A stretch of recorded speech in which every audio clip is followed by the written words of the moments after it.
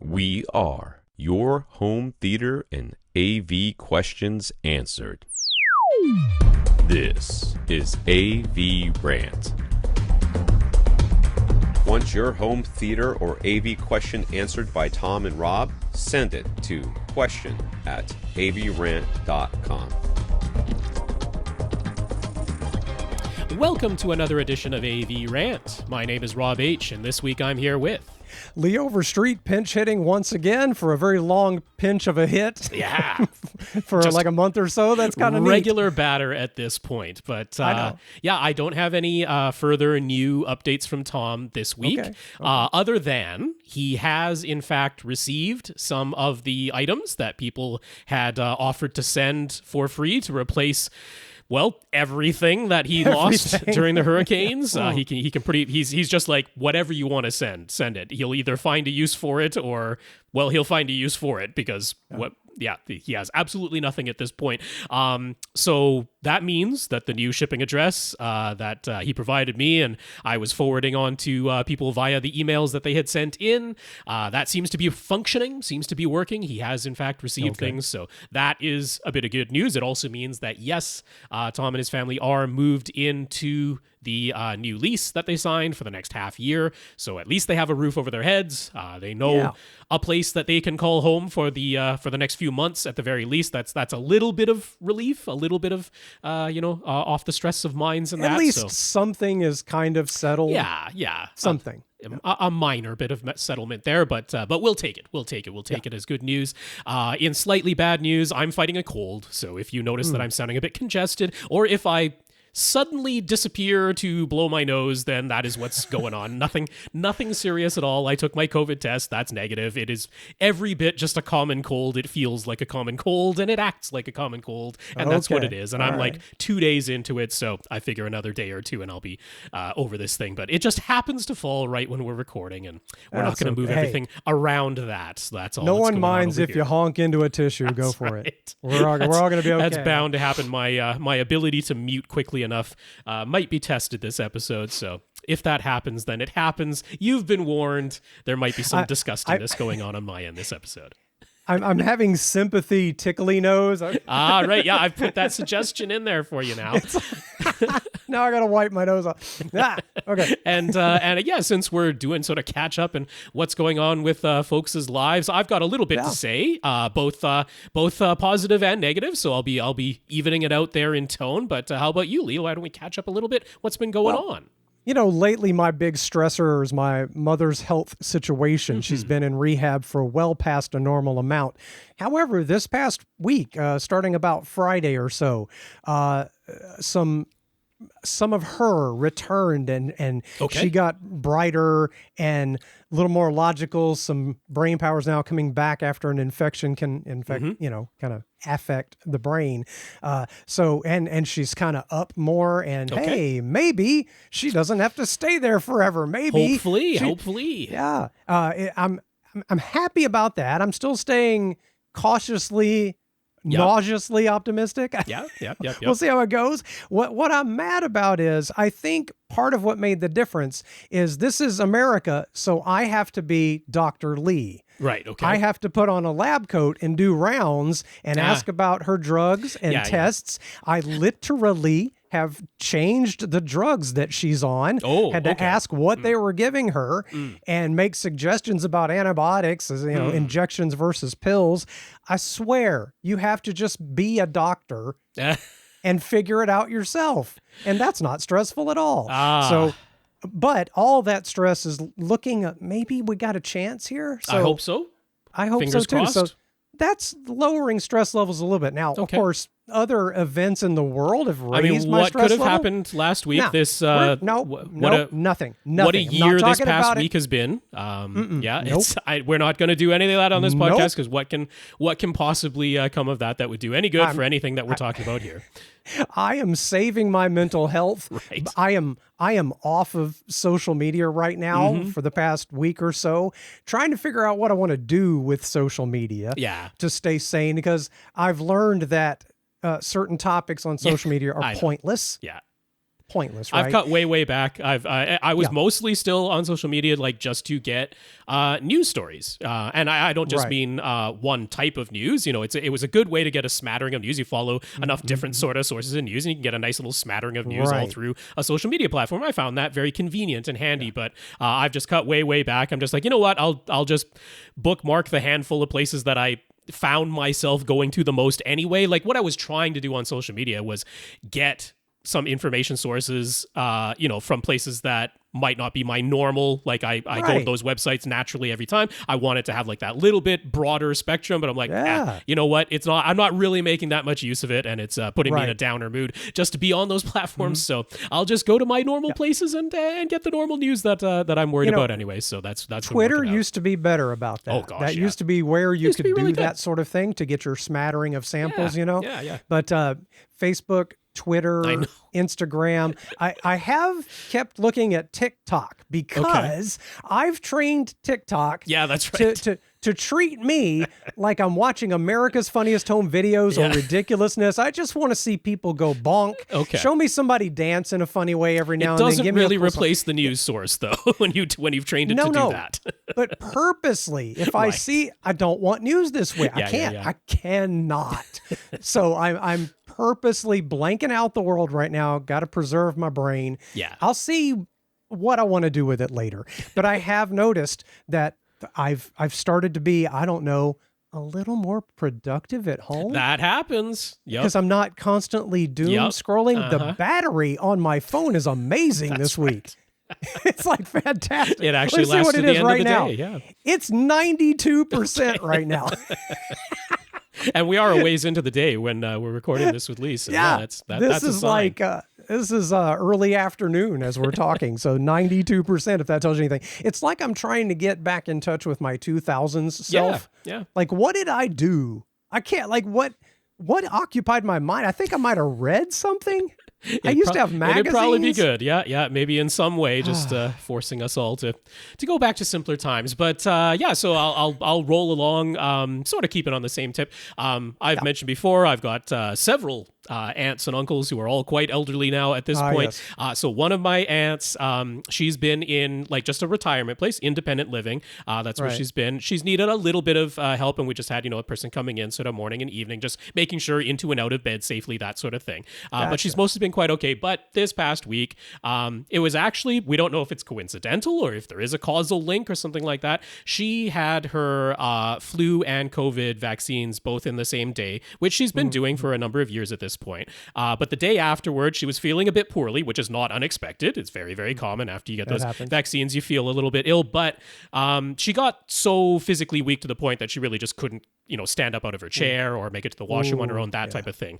And then she was having, some other kind of concerning symptoms too. So we did bring her to the hospital, but it was over a long weekend. We had Remembrance Day in Canada this weekend, November the 11th. And so really nothing much happened. She was in the ER, a little area that they set up for her in the ER for quite a long time because there just weren't people around over this long weekend to really properly look after her and that. So that's been a little bit of a thing. And then I've been fighting this cold, so I haven't been able to be there as much as I want to be. Thankfully, there are other people in my family who are helping out as well. So, we have support in that. There's nothing like life-threatening or anything like along those lines, but it's probably meaning that moving forward, her level of care is going to need to be changed and things like that. So we're facing all of that. So we can certainly commiserate. It's I know those feelings, man. We know all the old folks. A lot of the people who listen to this podcast we're kind of in a similar age range. I know, obviously not everybody, but I know that there are quite a few. And so we can all commiserate. We know what's going on there. So that's right. It's times like this where, I used to just kind of like being an only child. And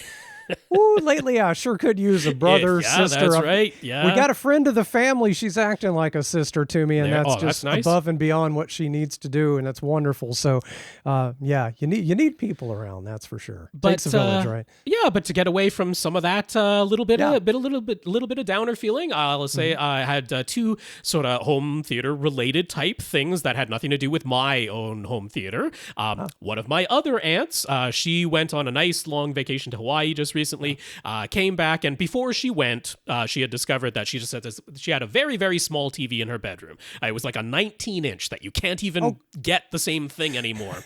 It's because she had this. I've never seen a 19-inch TV. She had this sort of setup where it's like there's the door to the room and then the closet door on either side, and there's that little space in the wall in between where she's got a little dresser, and that was, the TV just fit on. It's not a very wide dresser, so the little TV fit just on top of that. It was just right, but that TV gave up the ghost. She had it for decades, as far as I can recall. So a tube 19-inch No, it wasn't TV. a tube. But it was like one of the early LCDs. It was like one of the early LCD TVs, and it was quite thick. It's a lot thicker than any LCD TV you would find today. But that 19-incher gave up the ghost. So while she was away, I picked up a 24-inch just from Best Buy, the Insignia house brand, because there really aren't that many 24-inch TVs. No. That is the largest we could go, where the feet on the outside of the TV, which is all of the TVs of that size you can find, have the feet on the outside. You couldn't go any bigger and still fit on the dresser. So 24 inches is what we did. I mean, the picture quality is fine. It's whatever. It's an LCD. It's an Insignia LCD. It was inexpensive. You can see it. It works totally fine. But the thing is, so she's still subscribed to cable through one of our telecom providers here. And that's all she wants, right? She just wants to turn on the TV. There's the little cable box from the cable company. Just wants to use that, and that's fine. But this Insignia TV, it uses the Fire TV OS. The Amazon Fire TV OS is built right in. That's what controls the television. Okay. If she had just bought that television for herself and plugged it in and tried to set it up without me being there is 0% chance that she would be watching that TV right now. So it is absolutely ridiculous the number of hoops you have to jump through just to get, like, I don't mean the television turned on and there's some text that showed up. I mean, you're actually watching TV signal on the TV. The number of hoops you have to jump through is so ridiculous. She didn't have an Amazon account. She doesn't bother ordering stuff from Amazon. She still buys things from stores. You have to have an Amazon account. There is no way to activate this television. To use the TV at all. To use the TV. Now, after you've signed it all in, you can go back and put it into a basic TV mode that doesn't use any of the internet features, but you can't get to that step unless you sign into your Amazon account. Man. And then, that's ridiculous. You have to connect to the internet signal. You have to sign into the Amazon. It's because they want to feed you ads, right? That's the only way they can offer the TV for like 120 Canadian dollars,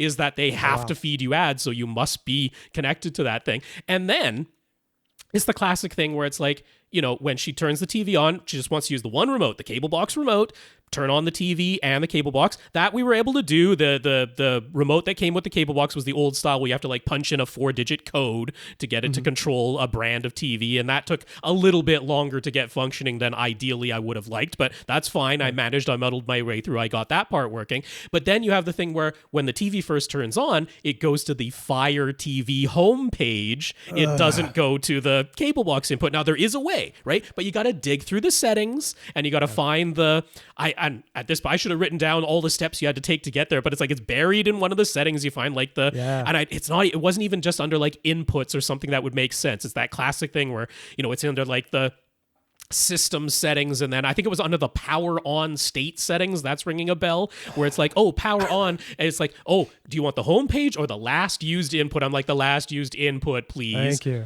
So that's fine. Got all that set up. Of course, next day I get a call from her because she's like, a voice woke me up in the middle of the night. I don't know where it was coming from, so you can guess who that was. And I also got this email about something about my account, and I was like, oh, okay, I have a pretty good guess what's going on. So yes, of course, Alexa was active. And woke her up in the middle of the night? Woke her up in the middle of the night because that's when the email was sent to say, a new person has logged into your Amazon account, which was just set up to activate the TV. Oh my God. And that's when I discovered, Alexa alerts are on by default, as well as a whole bunch of other alerts I didn't realize until I went digging to find where the Alexa alerts are. So I had to turn all of that crap off. So I'm just like, good luck. You think you're buying I feel terrible for older people, you know what we need? We need a set of TVs with a like a little jumper switch on the back, a physical switch where you select your generation. So you can set it to Boomer or Gen X or Millennial or Gen Z. And if you select Gen Z, it does all of its Alexa stuff. You know, if you put it on Boomer, it just goes to channel 3 and waits.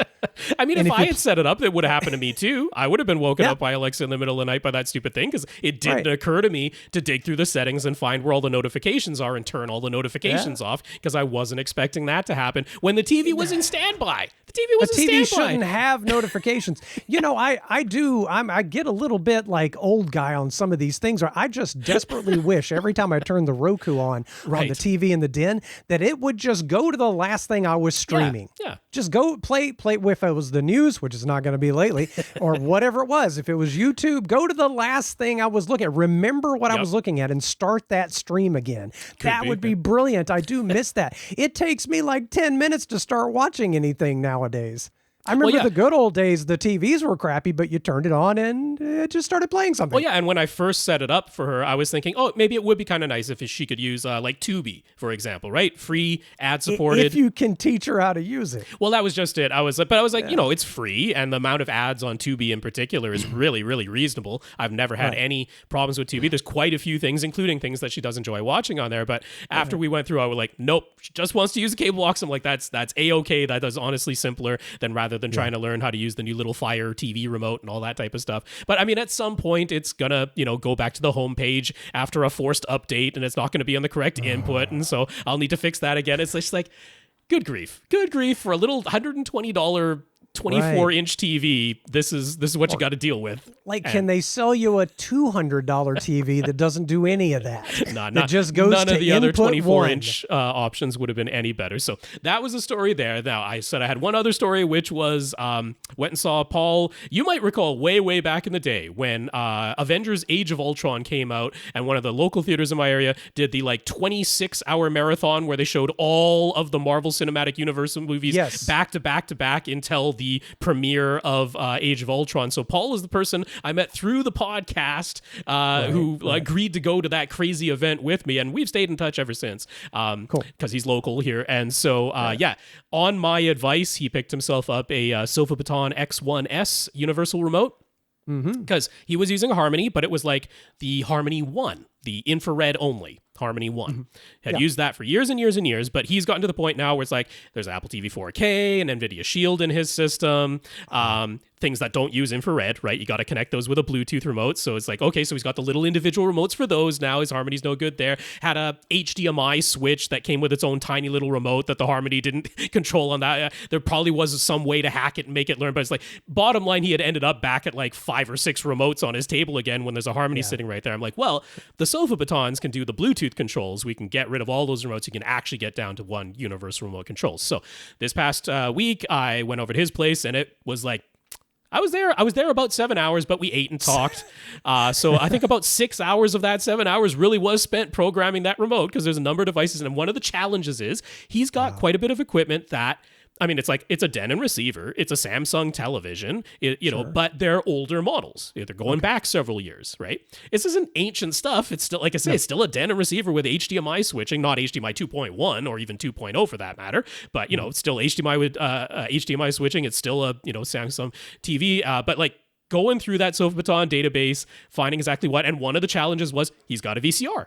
He has VCR. He still plays tapes. He's got home movies of his kids and stuff. Still has those tapes. Still wants to be able to use them. I'm friends with him immediately. Right? And it's like, it's a Panasonic VCR. It's not like some weird esoteric brand nobody's ever heard of. Panasonic VCR. That's right.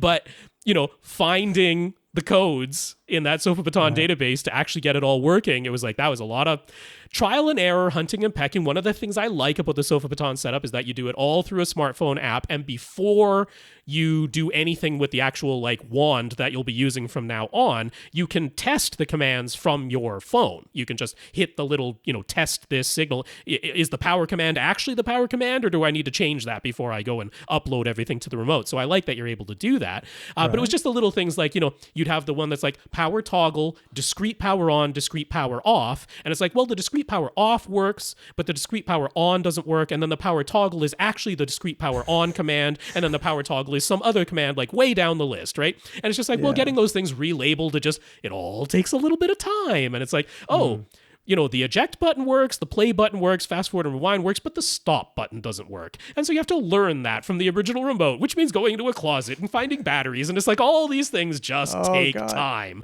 So we went through that whole thing. You can't do the thing where you point two remotes at each other and teach it a specific command. So in a way, with the Sofabaton X1S, everything actually happens on the hub. So interestingly, you actually point the original remote at the hub, but it does have that learning feature, and it worked a treat. It worked really, really well. It worked so much better than when I got the original X1 originally and tried to learn commands there. That one, it was like you had to have it aimed just right, be at just the right distance, and like hold down so you get the repeat function in that. On the new X1S, you kind of just aim it in the general direction of the hub, hit the button once, and it learned it flawlessly. It was like, it worked really, really well. Yeah. So I'm intrigued. I might have to head that direction sometime soon. But, getting that number of devices all in there, getting the activities set up, it takes some hours. It's not going to be a 20-minute process, but the happy news is success. Worked really, really well. It did involve like adding some delays, right? When you start the activity, it's like, well, that Denon receiver takes a couple seconds to be powered on and ready to receive the command to switch inputs, right? So you just got to build that delay into your activity. Otherwise, the remote sends the command to switch the correct input, and the Denon wasn't quite ready to receive that command yet. Yeah. So now things are out of synchronization. So, there's some trial and error, some back and forth, but great success. I will say, though, that, still getting used to that scroll wheel to select what you want to do on the screen and then clicking the scroll wheel, because that's how the X1S works. It's not a touch screen. I'm looking forward to that Sofabaton X2 that will have a touch screen. I'm really looking forward to that. To get the touch screen, maybe. But that does sound intriguing to me. And hey, are you really an AV nerd if you haven't spent hours at a friend's house hooking things up? I did that not that long ago with a friend of mine, the one who a while back we convinced to at least buy a decent Epson projector. Or no, BenQ. I think it was a BenQ. Okay. But got a decent projector and got everything set up perfectly. And he called me days after that and couldn't believe how amazing movies were and everything. And we went to their house just night before last, and I don't know what was going on, but it was playing music it was trying to decode regular stereo music into surround sound, and like somehow the subwoofer wasn't turning on. I was just like, just ignore it. No, I can't. I've got to go home. I'm getting out of here right now. Yeah, it's going to be an hour's process. So like, what did you do? So we had some home theater related fun there. I'm right there down in the trenches with the rest of everybody else, fixing these things and spending the time to do it. But yeah, that was good. Had successes all around. In the end, I'm sure there will be more phone calls coming. But there we go. That was my little adventure more phone of calls. Seriously, we need the generation switch on the TVs. That might help. But for older folks from now on that want cable, if I'm helping somebody, I think I'm just going to suggest a computer monitor so it just comes on and goes to the input. Hopefully. If it has a remote. I mean, my dad's got a Samsung computer monitor that still has like the Samsung apps built into it. So even that isn't a guarantee. What? Yep. I have yet to purchase a computer monitor that had apps built into it. Yep. Oh my Lord. You'll want to check. There's no guarantees. What a weird world. Anyway. Yes, what I can say is we got some thank yous to give out here, because once again, we're going to thank the company Anker for helping out Tom right after the hurricanes there. They were really, really generous. Set him up with a Solix portable power station that supplies just regular 15-amp household outlets that you can plug anything into, and that was super, super useful to Tom and his family. So we're going to continue to thank Anker until Tom is back on this podcast and he can give that thank you himself. They also supplied some gallium nitride prime power banks for charging up his USB devices and USB hub and cables and whatever else Tom requested of them. So we continue to thank them. They're not like an official sponsor or anything like that, but it's the least we can do is give our thanks to them when they were so generous and so helpful to Tom. So thank you to Anker once again. And now that we've done all that and we're gone like half hour into this podcast, I will say what the heck this podcast is in case you're tuning in the first time and have no idea what the heck we've been talking about on any of this stuff. We are AVRant. We are your home theater and AV questions answered. And to get your questions answered, all you have to do is send them to us. The best way by far is email. Our email address is question@avrant.com. You can, of course, come to our website, avrant.com, where you'll see our show notes and all of the previous podcast episodes that we've done. You can listen to them all right there on the website in the audio-only form. In our show notes, we have the links to products that we recommend, articles that we reference, anything like that. We have a link to our Flickr album as well, where you can see the images that we're referencing. And if you want to see those images as we're talking about them and see what faces go with these voices that you're hearing, come to youtube.com/AVRant. That's our YouTube page. And we've got all our podcasts posted there as well. The images show up in real time as we're talking about them, as long as I remember to put them in there, because that's all on me. Okay. And then, you can find us facebook.com/AVRant podcast, which I remembered last week. I hadn't updated the podcast postings in a couple of weeks, but I remembered and got us all caught back up there on Facebook. And you can reach out to us individually. I'm rob@avrant.com. Tom is tom@avrant.com. And Lee is lee@avrant.com. And I've still got our lower third social medias, but you know what? That's probably not the best way to find us anymore. Just email us, folks. Just email us. That's right. The way to get in touch, because then we know it's actually going to be AVRant and home theater related. So that's what we'll say as far as contact information goes. I will say, though, my lee@avrant.com email address has, on a couple of occasions, sent an email to my spam folder on my Yahoo account, because it just forwards to another account I have. So if you email me and don't hear from me and you've asked me a question or something, try again at the question, or email Tom or Rob and say, hey, why isn't Lee saying anything? I try to respond, but this might happen. So I check my spam folder every now and then. Good. And that's how I found this week's email was in the spam folder. Okay. Mm-hmm. Well, with all of that preamble done, finally, we can get onto our first segment here and talk about what we watched this past week. So Lee actually did watch something, we're going to joke about it. What did you watch, Lee? Dude, I watched half of Oppenheimer. Okay. Come on. Yes. That's amazing for me. Half of Oppenheimer. I was about to start that movie. I'm like, honey, you want to watch this too? And she's like, yeah, I'll read. Maybe I'll watch it. Okay. So it was like, oh God, 3 hours. It is 3 hours. No one can watch I can't watch a 3-hour movie. So got about halfway through it. Okay. I already have opinions. I can already comment on the audio and video. Of course, the hilarious way it starts with the full power bass explosion was hilarious. We just laughed like it was a comedy. I will say, though, that although the audio is good, two things. It's a little bit like that trend where you can't hear dialogue in a movie. That's Christopher Nolan for you. Yep. Yeah. So I guess you're just supposed to catch the vibe and not maybe the words aren't important. Now, I know that my system, one of the reasons in the future I want to get new speakers in the left, center, right. I know that I'm missing a little bit of clarity because I've been to other home theaters, Tom's that he used to have. And I was like, ooh, I can hear every word. Is that just this movie? And I'm like, oh, that's just because my speakers are not that expensive and they're from 20 something years ago. So I want something better. But I do think it was just mixed stupid low. And then the other audio thing, there's a lot of bass action, but for me, it feels like it's just random rumble. Like I think he was more interested in, again, giving you a vibe and a feel than having it be anything that you could relate to the real world.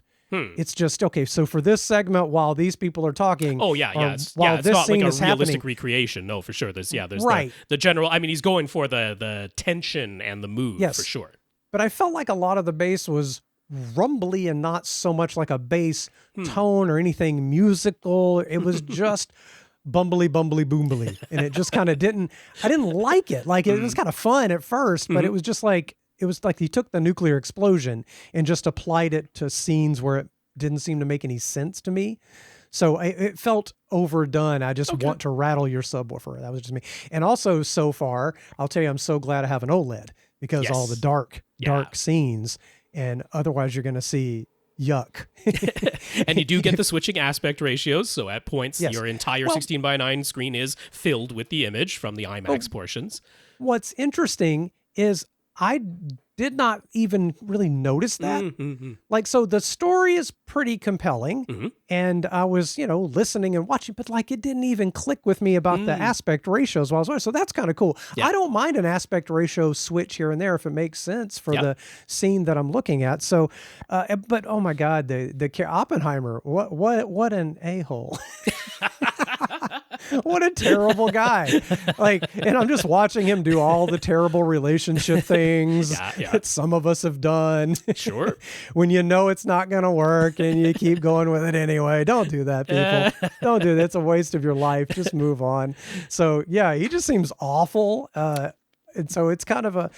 So I'm going to watch the rest of it. Good. Yes. I mean, if you're exactly halfway through, then I don't think you even got to the conclusion of the Manhattan Project, right? Or did you go? I have not concluded the Manhattan Project. I think they're going to invent the bomb, though. I'm pretty sure what's going to happen. Yeah, this isn't Quentin Tarantino. He's not rewriting history in here. So. Right. I know how this turns out. Yeah. So that's how I felt about it so far. I'm going to finish it, but I don't like him, and I don't love the Rumble necessarily. That said, the acting performance, you got to say, Cillian Murphy in his portrayal of it is that's top tier. Oh, he's doing it right. I will say there was one point where I do know that the base in the movie can be more realistic, because there was one quick scene where they were mentioning an explosion in World War I of a ship that was full of munitions. Yes. And the character of that kaboom and the higher pitched zings of sounds coming out was a very realistic kaboom. Whereas all these other rumbly bumblies are just to set the mood for you. And it just, I don't know if I love that. Okay. Interesting. So I'll let you know what I think of the second half. That's right. That'll be coming up. Tease for next week. I will go on to say that I have now finished season 1 of The Penguin. That was 8 episodes for season 1. Don't actually know if there's going to be a season 2 or not. I haven't heard anything on that front. I haven't gone looking, so it might have been announced and I just didn't notice it yet. But we have come to the season finale here. Definitely some shocks, some twists. Like if you've read a lot of comic books, if you've watched a lot of crime drama television and movies, then it's not the sort of shocks where you absolutely couldn't have possibly guessed that these things might happen. It's not like we're completely out of left field Deus Ex Machina type of shock twist, but some pretty, very, very dark stuff. This show is like, no, I was joking about how last week, like, did the writers just set out to see how awful could we make our main characters and still have you kind of on their side? But it's like, these are villains. They don't want them. They are not anti-heroes. They are not heroes for sure. These are villains that we're watching. And by the end of this season, the Penguin is going to be a villain. And and they absolutely pull that off. And so the performances remain stellar. It did raise the question for me, going back actually a couple of episodes ago. It's like, well, where is the Batman?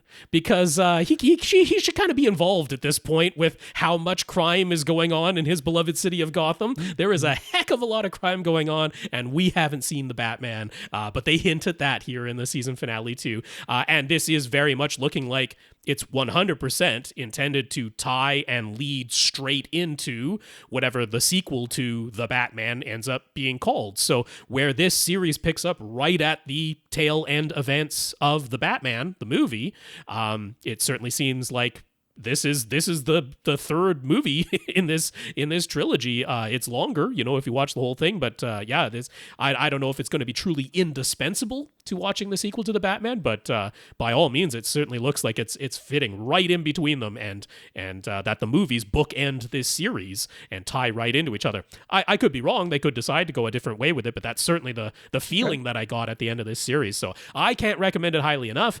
If you liked the Batman, if you're excited for the sequel to the Batman coming out, I can't imagine that you would not want to watch this series. It's worth watching on its own. It's worth watching even more if you're a fan of the movie series as well. So my favorite thing that you seem to have said over the past few weeks about this serise is how they're sort of almost daring you to like the villains. That's right. Do you know what I mean? Like For sure they are. They're giving you some chances, like, do you want to like this person? That's right. Do you want to? Oh yeah. And so you're telling me toward the end, it's like, ooh, They got really, really bad. They are really, really dark, but still humanized, still completely believable. So it's fantastic. I can't speak highly enough of it, and I can't. Look, if you absolutely hate any foul language, any crime, any dark brooding things, then no, you're not going to like this, because it's all of those things. But if you like crime drama in any way, shape, or form, do not be put off the least by this, having its origins in comic book. This is a stellar crime drama, and that's what it is. And there you go. So I watched one movie this week, didn't have a ton of time, but this came recommended to me by one of our AVRant listeners, David. He wrote in to me to say, hey, I've been listening to your reviews. I've been watching quite a few horror movies as of late, because of course we were in the month of October there, went through a bunch of horror movies. He's like, I've been listening to your reviews, and I think that we like the same things. It sounds like David and I like the same things. At least David thought so. So he hadn't heard me talk about a movie called Oddity, which just came out in 2024. And he's like, hey, if you like all those previous movies, I think you'll really like this movie, Oddity. It's an Irish film. It was all financed and all written and directed, and all the actors are Irish.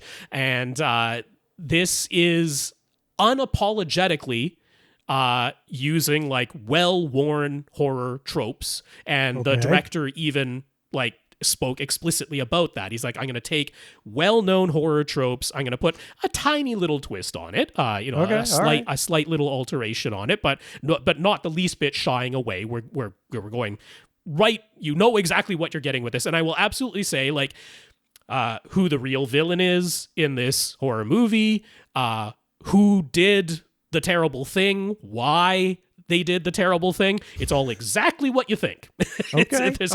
There's no like trying to pull the wool over your eyes or some weird, stupid shock twist ending or anything like that. It's like they set it up and they knock the pins down, and it is straightforward, and it's exactly what you think it is. But you're not it is required to solve a puzzle. Not like that. There's a little bit of a murder mystery type of thing going on, but it's exactly what you think is going on is what is going on.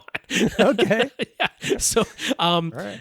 That's if you're, fairly familiar with the genre, and I would even say to a certain extent real life. Like, very often the most likely suspect, that's who did it. It's sometimes real life is stranger than fiction, but sometimes it's pretty straightforward. And it's like, most of the time, the person who had the clear motive for doing the crime, that's who did the crime. It's not really that shocking. So what I will say is, like, this is a jump scare movie. As far as what is the horror part of this movie, it is straightforward jump scares, and they're just executed really well. That's all there is to it. Again, there's nothing like, that's so out of left field, or that's such a twist on the genre. Nothing like that. Straightforward, exactly what it is, but just executed well.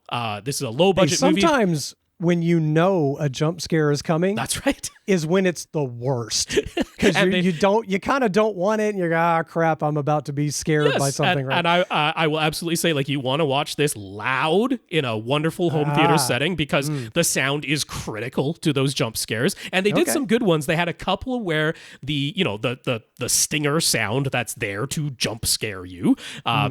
They changed that, like, it wasn't the absolute typical jump scare sounds. They had a little bit broader frequency range, a little bit more a low and high frequency that was in there together, and it was really well executed, really well done.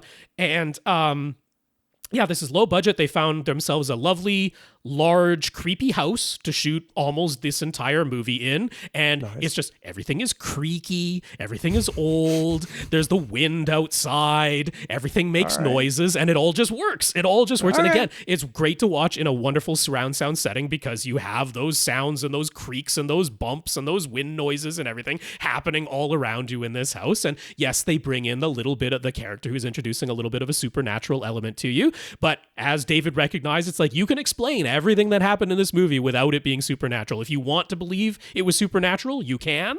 That's all fine. If you want to believe that it wasn't supernatural, and they have the character in this movie who doesn't believe in anything supernatural, that works too. There are ways to explain everything that happened in this movie without it actually being supernatural. So yes, I did like Oddity a lot. I don't think it's like some kind of genre defining, they threw out the rule book and wrote all new rules. It's nothing like that. It is the opposite of that they took all the rules and just executed them well. And I appreciate it for doing that because it's horror-shaped horror. That's what it is. Yeah. And it's not like gruesome. I mean, there's some gore in it, but not over-the-top gore by any means. This is not a blood spraying everywhere type of horror movie whatsoever. So it's more murder mystery, more psychological thriller, little bit of supernatural bent, but then a lot of effective jump scares. That's the type of horror that you're in for with Oddity, and I do absolutely give it a thumbs up. So thank you, David, for the recommendation.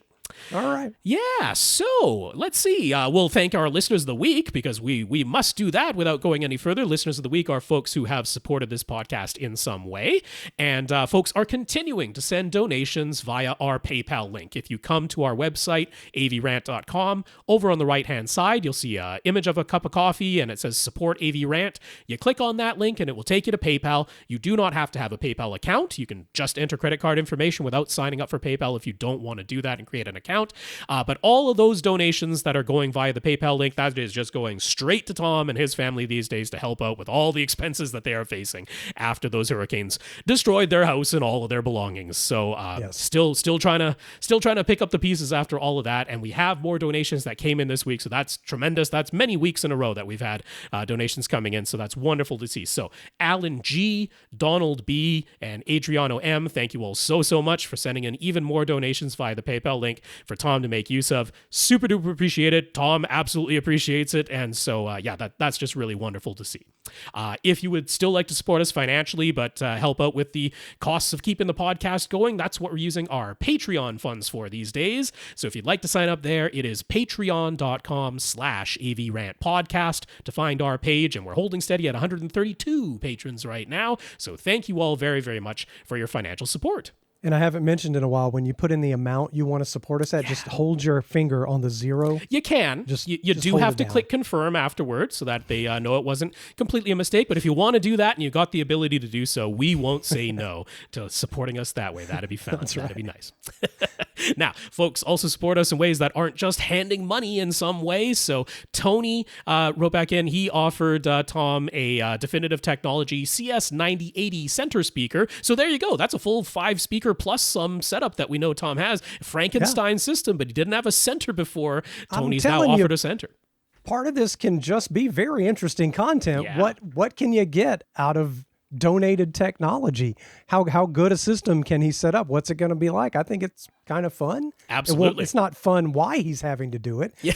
But that could be interesting to hear about. Yeah, and along the similar lines, Nathan, he had previously offered a pair of Triad Bronze satellite speakers to Tom, but he's like, you know what? I also have a pair of in-wall Triad Bronze speakers with full backer boxes. So they're like basically sealed 3.5-inch deep speakers, so they don't necessarily have to be placed in wall. They could be used as on-wall speakers as well, but he's like, you know what? I'm not using those. He'll send those along with the Triad Bronze satellites to Tom. How about that? He's going to have 7 speakers at this point. Wow. And then I just sort of made a list for Tom and I to keep track of all the free gear that's been offered to Tom and sort of have a checklist there to keep track of what's been sent and who we still need to get in touch with. So I can just say that, I've contacted so far Sasi, Henry, Vince, Raj, Dan, Greg, John, Nathan, and Tony. Haven't heard back from Henry, John, and Tony as of this podcast, but it wasn't that long ago that I sent those emails out. But if somehow you didn't hear your name there and they're like, wait a second, I offered something free to Tom and nobody's contacted me about anything, get in touch. Rob@avrant.com or question@avrant.com, because I am definitely wanting to get in touch with everybody because I'm trying to help out Tom in that way. It's hard for him to go through all the gazillion emails he's going through. So we're keeping 2 brains on this thing and trying to work through it. So that's why I mentioned those names there. And thank you all very, very much. It's tremendous the amount of support that we've seen. And then, folks just continue to send in notes of gratitude for keeping the podcast going. So we want to thank you as well. So thank you to Dazz. Thank you to Kris. Kris says thanks for being his favorite podcast and for keeping it going with all the work we put into it, especially while Tom is forced to be away. So thank you, Kris. Appreciate that. Gurinder wrote in as well. He hopes Tom is doing okay. And he thinks that Joe Kluznik, our sometimes guest co-host here when Lee isn't here and Tom isn't here, Joe, he thinks, got one heck of a deal on all the home theater gear that he bought, including his new JVC NZ9 projector. And Joe did. You were absolutely right. That was a heck of a deal he got on that stuff. Joe Klusnick himself wrote in, even though he's sometimes a guest co-host, he just says he's hoping to make one more co-hosting appearance before Tom returns, but no matter what, he appreciates us having picked up the hosting duties in Tom's absence and letting him be a part of the show a few times. So thank you, Joe, for sending in that nice message.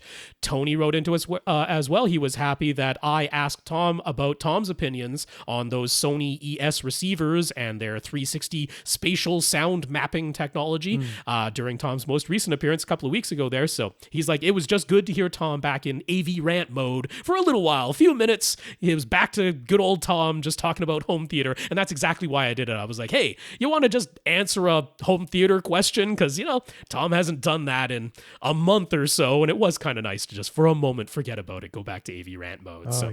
That's not the end of the names of the notes of gratitude. We also had Brandon, Jorge, Vince, Sasi, Andrew, and Ilango. So thank you all so much for the encouragement. We really appreciate it. And a big thank you to everybody who continues to listen and send in your questions. And with that, we can go on to the news. We can go on to the news. Samsung is going to force me to say a lot of model numbers. Sure.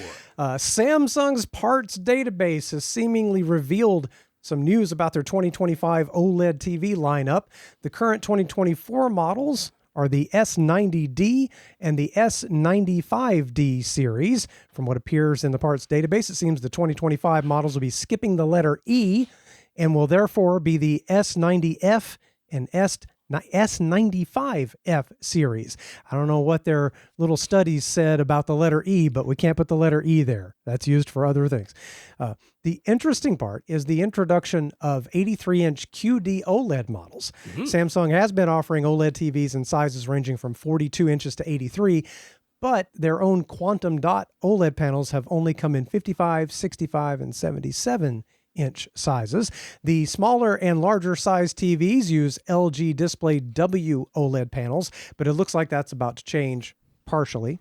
In the S95F series, there are two 83-inch models listed, a QD-83 S95F AE and a QD-83 S95F AT. The AE version is still LG Display W OLED, but the AT version is the new Samsung Display QD-OLED in the 83-inch size. Yes. So, if you want an 83-inch OLED TV from Samsung in 2025, and who doesn't, you want the fat one, the one that says fat on the end. You want to look for the word fat at the end of the model number. You want that thick TV. There's no good reason to get a W OLED from Samsung since those gain you nothing, but you lose Dolby Vision support. The reason to get a Samsung OLED is to get a QD OLED panel. So at least it looks like that will be an option at 83 inches next year. Just make sure the model number is fat. Yep. Get that fat Samsung if you want. If you want the Big Daddy 83, get the fat one. Yeah, I kind of don't mind. That makes it a little bit humorous and easy to remember. And it's like, you'll want to check the actual model number there. For once, the extra letters after the normal model number kind of mean something and kind of matter. And you don't want to walk out of there with the wrong panel. So it's funny that they accidentally made a word you could say. That's right. Because model numbers from some companies are just impossible. I mean, it's like you may as well just make beeps and boops like a computer. That's right. It could have been the EAT if they didn't skip the E this year. I don't know why they went from D to F and couldn't have a S95E. I'm not sure why that doesn't work, but yeah, it could have been the EAT model, but instead it's the fat model. It already ate, so now it's fat. Either the E made some numbers match something else they made in the past, or the E sounds too cutesy electronic. E goes at the beginning of a lot of stuff that means little tiny things and could be modern computerized things. Man, they didn't want it to sound like that. They wanted it to sound bigger. I don't know. I'm fascinated by stuff like that. It's like, why does it matter if it's an E or an F, but the rest of the model is impossible for humans to say? But yeah, those quantum dot OLEDs, they have been pretty darn terrific. People are crossing their fingers that since Sony didn't bring out any new quantum dot OLED models in 2024, and they said that they were purposely just waiting because their A95L that they brought out at the very end of 2023, they're like, that's still a fantastic TV. There wasn't much they thought they could do to really truly improve upon it in 2024, but that they aren't abandoning quantum dot OLED, that isn't like they've just chosen not to continue supporting that technology, that they will have new models coming out next year in 2025. So people are like, okay, maybe there'll be an 83-inch Sony quantum dot OLED, because if you want a quantum dot OLED that's 83 inches and supports Dolby Vision, then you'll have to get away from Samsung and get it from Sony. But that isn't for sure just yet. We have no announcements on that from Sony, but it does seem like 83-inch quantum dot panels, quantum dot OLED panels will be coming from Samsung next year. Sounds like a pretty good guess. LG Display has shown a new prototype micro LED display that can stretch. Yeah. It stretches. It starts as a 12-inch display using 40 micrometer micro LEDs arranged at 100 pixels per inch, but it can be stretched to as much as an 18-inch display without impacting its color performance. LG Display says it can be stretched and released over 10,000 times and is durable in both low and high temperatures. They've invented a rubber television. They've envisioned using it first in an automotive interface that can dynamically raise and lower buttons, dials, and other controls. And they're hoping it can eventually be used in clothing. So your LG Display jacket can finally happen that we've all been dying for. Yeah, I don't know. I just thought it was kind of cool technology. I mean, we've talked about flexible displays before. We've had sort of had the rollable display. Of course, we have our folding phone options, which are OLED on folding plastic substrates. But the idea of something that can actually stretch and be elastic, that's a little bit new. So kind of cool. It's micro LED. 100 pixels per inch is not exactly the most pixel dense type of pixel pitch. You're not going to be putting your eyes right up against it like you might on your phone screen, but it's just the idea you could have a stretchable display. It's just a new way to put brand names on athleisure. Yeah. So when you pull on your stretch pants to go exercise, that's right. The brand name changes in size it glows and you can see it in the dark. Yep. That's very important. So moving on to comments. Yeah. We have comments, not just questions, but comments. We do everything on the show. Karl's wife, E, took him to a hi-fi listening room called the Equipment Room in Austin, Texas to celebrate their anniversary last week. Man, that is nerd love. Yes, it is. That sounds like something my wife might do. That's fantastic. It's a completely soundproof underground space that used to be the maintenance equipment storage room for a former hotel, hence the name, the Equipment Room. They feature Macintosh and Klipsch gear along with a selection of analog source devices, but what impressed Karl and E the most was the acoustics, with the music playing at a very comfortable level and clear listening level. You could still easily carry on a conversation without needing to raise your voice, and yet you couldn't really hear the conversations of other small groups of people around you. It was rather remarkable, and they thought it was brilliant, so they're eager for another visit, probably next month. It sounds like the anti-cave. Right. Like if you've ever been in a small cave on, some national park or something, it's so impossible to hear. As soon as everybody starts talking, it's just pure echo. So I would enjoy experiencing that. I might freak out a little bit. It sounds like a very comfortable listening space, though. So credit for that. That's really nice. It also sounds like it could be a little creepy and like a little dead in there. Like, I don't know. I really want to know now. But Austin You're also is far. in the basement abandoned mechanical room of a hotel, so that's a fun setting. Right. I've got a reason to go to Austin sometime because I know multiple people in Austin and it would be really cool. Sounds like there's some fun stuff there. For sure. So hey, should we answer questions? Let's try. We're about an hour into this thing. It's about time. Finally, we will now begin the show and answer questions as AVRant does. So Spencer has an LG C2 OLED TV and a Marantz Slimline NR1606 receiver. For playing Ultra HD Blu-ray discs, he's just been using either his Xbox Series X or his PS5. Neither one seems to look noticeably different from the other when it comes to Blu-ray disc playback. And it shouldn't. And even though the Xbox supports Dolby Vision for games and streaming, it doesn't output Dolby Vision for Ultra HD Blu-ray discs. That is the case. Yep. Yeah. So he's interested in scoring a deal on a standalone Ultra HD Blu-ray player during Black Friday sales. He's curious to try out something with Dolby Vision and HDR10 Plus support. So the general go-to online seems to be the Panasonic UB820. And he's totally willing to buy one of those when they go on sale, which has happened pretty regularly in the past. Mm-hmm. But we also talked about how the Panasonic UB450 model is available in the US now, and it also supports all of the HDR formats, but loses the Panasonic HDR optimizer feature that the UB820 offers. Mm-hmm. Do we think it's worth paying extra for the UB820 in this case, or should he just get the UB450? Or is there maybe a different player entirely that would be better for him to get? Yeah, so there's not a huge plethora of players. No, not for Ultra HD nowadays. Blu-ray players. I am going to suggest that you go with a Panasonic, so no change there. And yes, it would be one of those two players, so you've hit the nail on the head as far as the candidates, in my opinion. I just wanted to mention, saying that he has an LG C2 OLED, but he's said in his email he's interested in having both Dolby Vision and HDR10 Plus support in the player. You will not use the HDR10 Plus part of it if the LG C2 OLED is the only television that you connect it to. The LG OLEDs do not use HDR10 Plus. They do use HDR10 and they use Dolby Vision, but HDR10 Plus they don't use. However, if you have other televisions in your house, they might use HDR10 Plus, or a future television might, of course. Mm-hmm. I did just want to mention, though, on the Panasonic players, if you, in their menu, tell it that you have a display that supports both Dolby Vision and HDR10 Plus. For some reason, the way they prioritize, the way they rank, is if the disc happens to support both, and there aren't very many Ultra HD Blu-rays can't be too many that support both Dolby Vision and HDR10 Plus. Any disc that supports Dolby Vision also supports HDR10.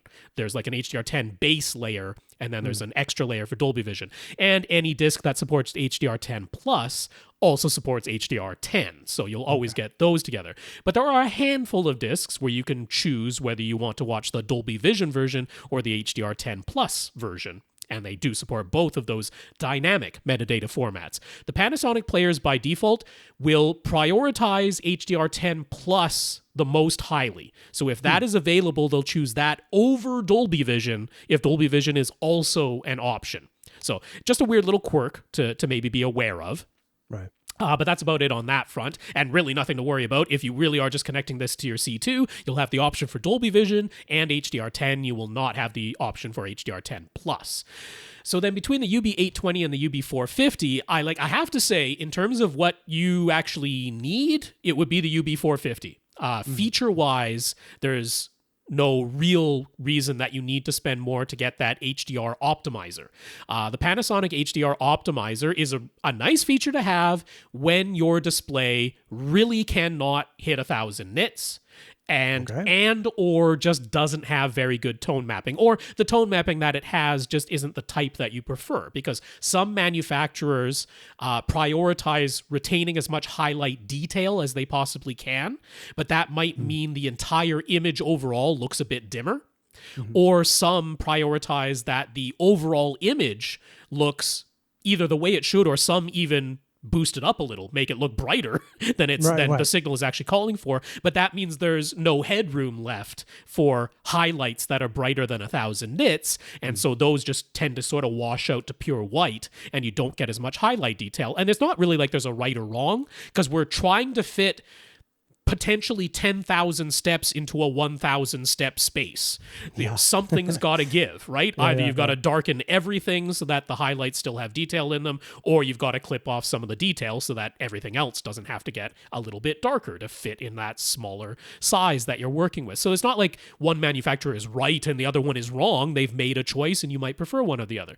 So the HDR optimizer that Panasonic offers in that UB820, and it also comes in the UB420, which has the optimizer but not Dolby Vision. So that's the trade-off in the 400 series models. Do you want the HDR optimizer and no Dolby Vision, or do you want Dolby Vision and no HDR optimizer? It's one or the other in the 400 series, and that's the difference between the 420 and the 450. But what that Panasonic HDR optimizer does is it pre-tone maps before the signal gets sent out to your television. So Panasonic's approach is to retain as much highlight detail as possible. So if you tell it the brightest my display gets is 500 nits, it will pre-tone map so that the signal coming out of the player now tops out at 500 nits, but it has already tone mapped the content of the disc to fit within 500 nits, with the attempt to retain as much highlight detail as possible. To make everything dark? Well, I mean, it's not overly so, because from 0 to 100 nits is still just exactly as it should be. So it's everything above 100 nits is, to fit in the available headroom, darker than the signal actually asked for. So that's what's going on there. But the thing is, your LG C2, it has its own frame-by-frame dynamic tone mapping. It's an option. You can turn it on or off. So your C2 OLED will tone map according to the static metadata in HDR10. It will do basic tone map there with LG's own approach, which is pretty balanced. They'll clip off a tiny bit of the brightest bright and not darken the image basically at all. That's sort of been LG's approach. Very, very balanced. But they also have the frame-by-frame dynamic tone mapping, which changes on a frame-by-frame basis. And honestly, I prefer that over the other options. Now, that's my taste. Maybe that's not your taste. But I think because you have two very good and viable options built right into your C2 OLED, that you really don't need that HDR optimizer from Panasonic. So if you'd rather save some money, then the UB450 has all the features that you need for sure, and it'll work wonderfully with your C2. The only reason now that I could say that you might want to spend more for the UB820 is that it does have better build quality. It's just a more solidly built player. The UB450 and the UB420, they feel pretty light and plasticky because they are. That's just, they are light and plasticky. They feel it. The UB820 feels a little bit more substantial. It's built a little bit better. It's got a little bit of sheet metal in it instead of just being all plastic. And that's, maybe the thing. But feature-wise, the UB450 is probably the right choice here. Gotcha. Let's move on to Gurinder. Gurinder, as a bit of humor, added a yellow caution sign on the door to his home theater, and that caution sign says area under construction. Yes, isn't that always the case? Well, he's going to joke about that. He figures he should write in the work always and maybe make this the official name of his home theater. Other people name their home theaters for fun, right? Sure, why not? Caution, area always under construction. Oh, yeah. Well, that, never take the sign down, and it's always under construction. I mean, that's just true. Gosh, in my office right now, it's true. There's no such thing as the back of a piece of equipment in my office, because I've always got to hook something to something and move a cable. So I just do home office in the round, where I can walk all the way around my desk. I can get on that side and this side. So we can see in the image that Gurinder sent, one of those panels with wooden slats running vertically. He's already put in lots of acoustic treatments, so these panels are mostly for aesthetics. He knows they're too thin to actually do much acoustically. But he was thinking, what if he removes the trim around his door? Could he mount the wooden slat panels on the door itself and have them perfectly align with the slat panels on the wall so that the door totally blends in visually? He kind of likes the idea of a hidden entrance. What do we think? That's cool if you can pull it off. Good luck lining that up so that you don't see the seam between, or the distance between. Good luck. That's hard to do. You might need a little bit of a bevel on the side that is right next to the door, right? Just to allow for the swing of the door. You might need to put a little bit of a bevel on there, potentially. Maybe. Like, personally, for my own taste, I'm not in love with doors that I can't easily find. Before one of my aunts moved out of her house, she had a house where there were two closet doors in that house where it was like the whole thing had been wallpapered over. So unless you knew where the door handle was, it was a heck of a time finding where the closet doors were in those places. And it's not my personal taste. I don't really love it when I can't easily find the door. But if that's what you want, I don't see why that wouldn't work. I mean, other than, the trim around the door is there to hide what is usually some shims, right? You've usually got some shims in between the framing of the house and the framing of the door, so then the trim covers over those shims. You will be covering over those with these acoustic panels, but you probably want to fill that space maybe with some caulk or acoustic caulk in particular, just so that if you are worried about soundproofing in any way, not that trim is like a perfect soundproofing thing, of course, but you're just opening up that extra gap a little bit more. But that's not tough, right? Put some acoustic caulk into the gap and then cover it with the wooden slat panels instead of the door trim. I don't see why that wouldn't work. Yeah, it should be workable. we get questions on this show a lot of times where we go, you know what, that's just a free experiment. Why don't you just try it instead of just go for it? But this is not a simple experiment. Not really. I mean, this takes some finesse. Yeah. It takes a little bit of work. And maybe a little bit of trial and error, because I definitely want to make sure that door swings very freely and isn't rubbing every time that it opens and closes. Yeah. So I'm going to say don't try this unless you have experience with woodworking or construction or home renovations. This sounds like it would get on my nerves. I'm going to be honest. Right. That just doesn't sound worth it to me. Yeah. I'm going to find another way to add more acoustic panels, but yeah, like I say, go ahead. Yeah, from my personal taste, I'd want to recognize the door easily as being the door and not have it visually hidden from my sight. Yeah, because what if you fall asleep watching a movie and there's a fire and all of a sudden you wake up and you got to get the heck out of the room? So there's a lot of things I would consider here, but if you do it, by all means, send us pictures and video. I want to see that happening.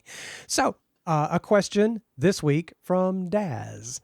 Dazz bought a couple of sheets of plywood as part of a project when he was moving his heavy barbecue smoker.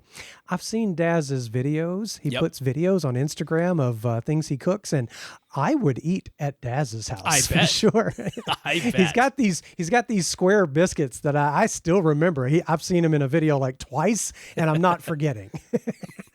Now, those plywood sheets are just sitting in the way unused, so he wants to cut them into boards and use them to make frames for acoustic panels. He'd primarily be replacing some of the DIY acoustic panel frames he already made before. His version 1 frames were just furring strips, and those are starting to show their imperfections. And his version 2 frames used pre-cut wooden boards and pocket screws, but he's thinking he might like to adjust some of their dimensions.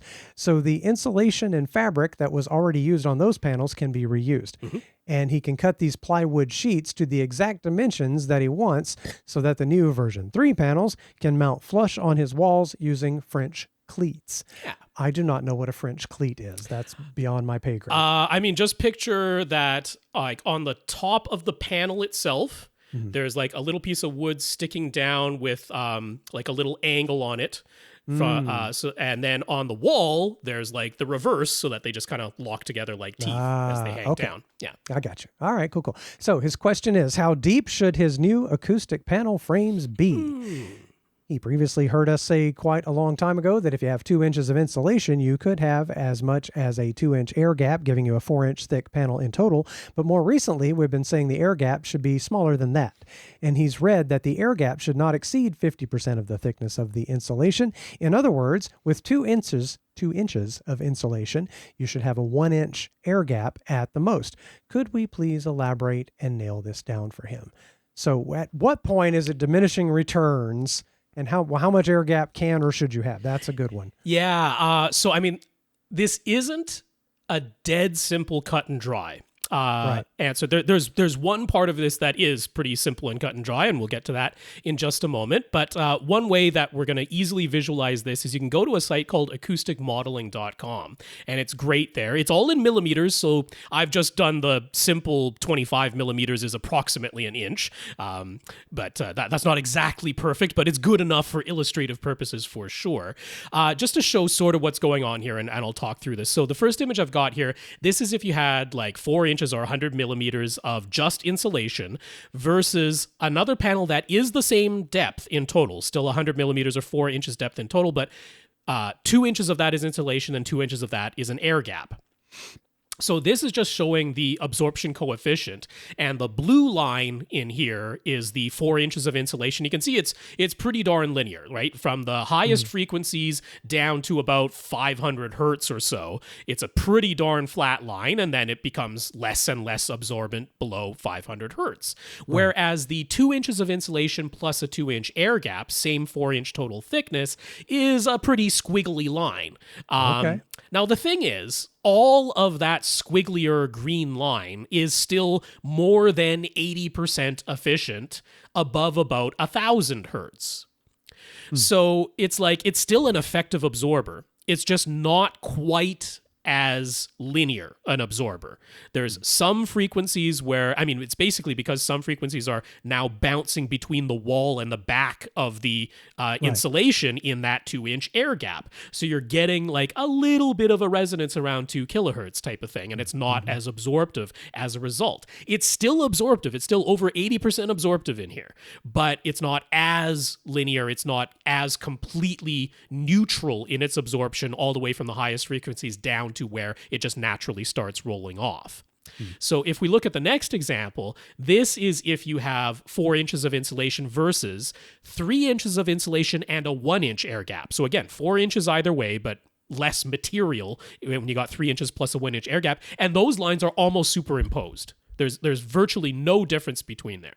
So this is the rule of thumb, that if the total thickness of your panel, the full thickness of it, if a quarter of that thickness is an air gap, that's virtually identical to the entire thickness being insulation. But it's 1/4, right? So 4-inch thick panel, only 1-inch air gap, but it's almost superimposed lines at that point. So now if we look at, well, what if I just had 2 inches of insulation, no air gap, versus 2 inches of insulation and a 2-inch air gap? Different thicknesses in total of panels. Same amount of insulation, but you've just got more air gap in one and no air gap in the other. So this is where the argument comes in that, well, what do I really care about most, right? Do I care that I have very linear absorption, but only down to 2000 hertz? Because that's 2 inches of insulation and that's it. Very linear absorption down to 2000 hertz, and then it rolls off pretty steeply in its absorption coefficient below that if all you have is 2 inches of insulation.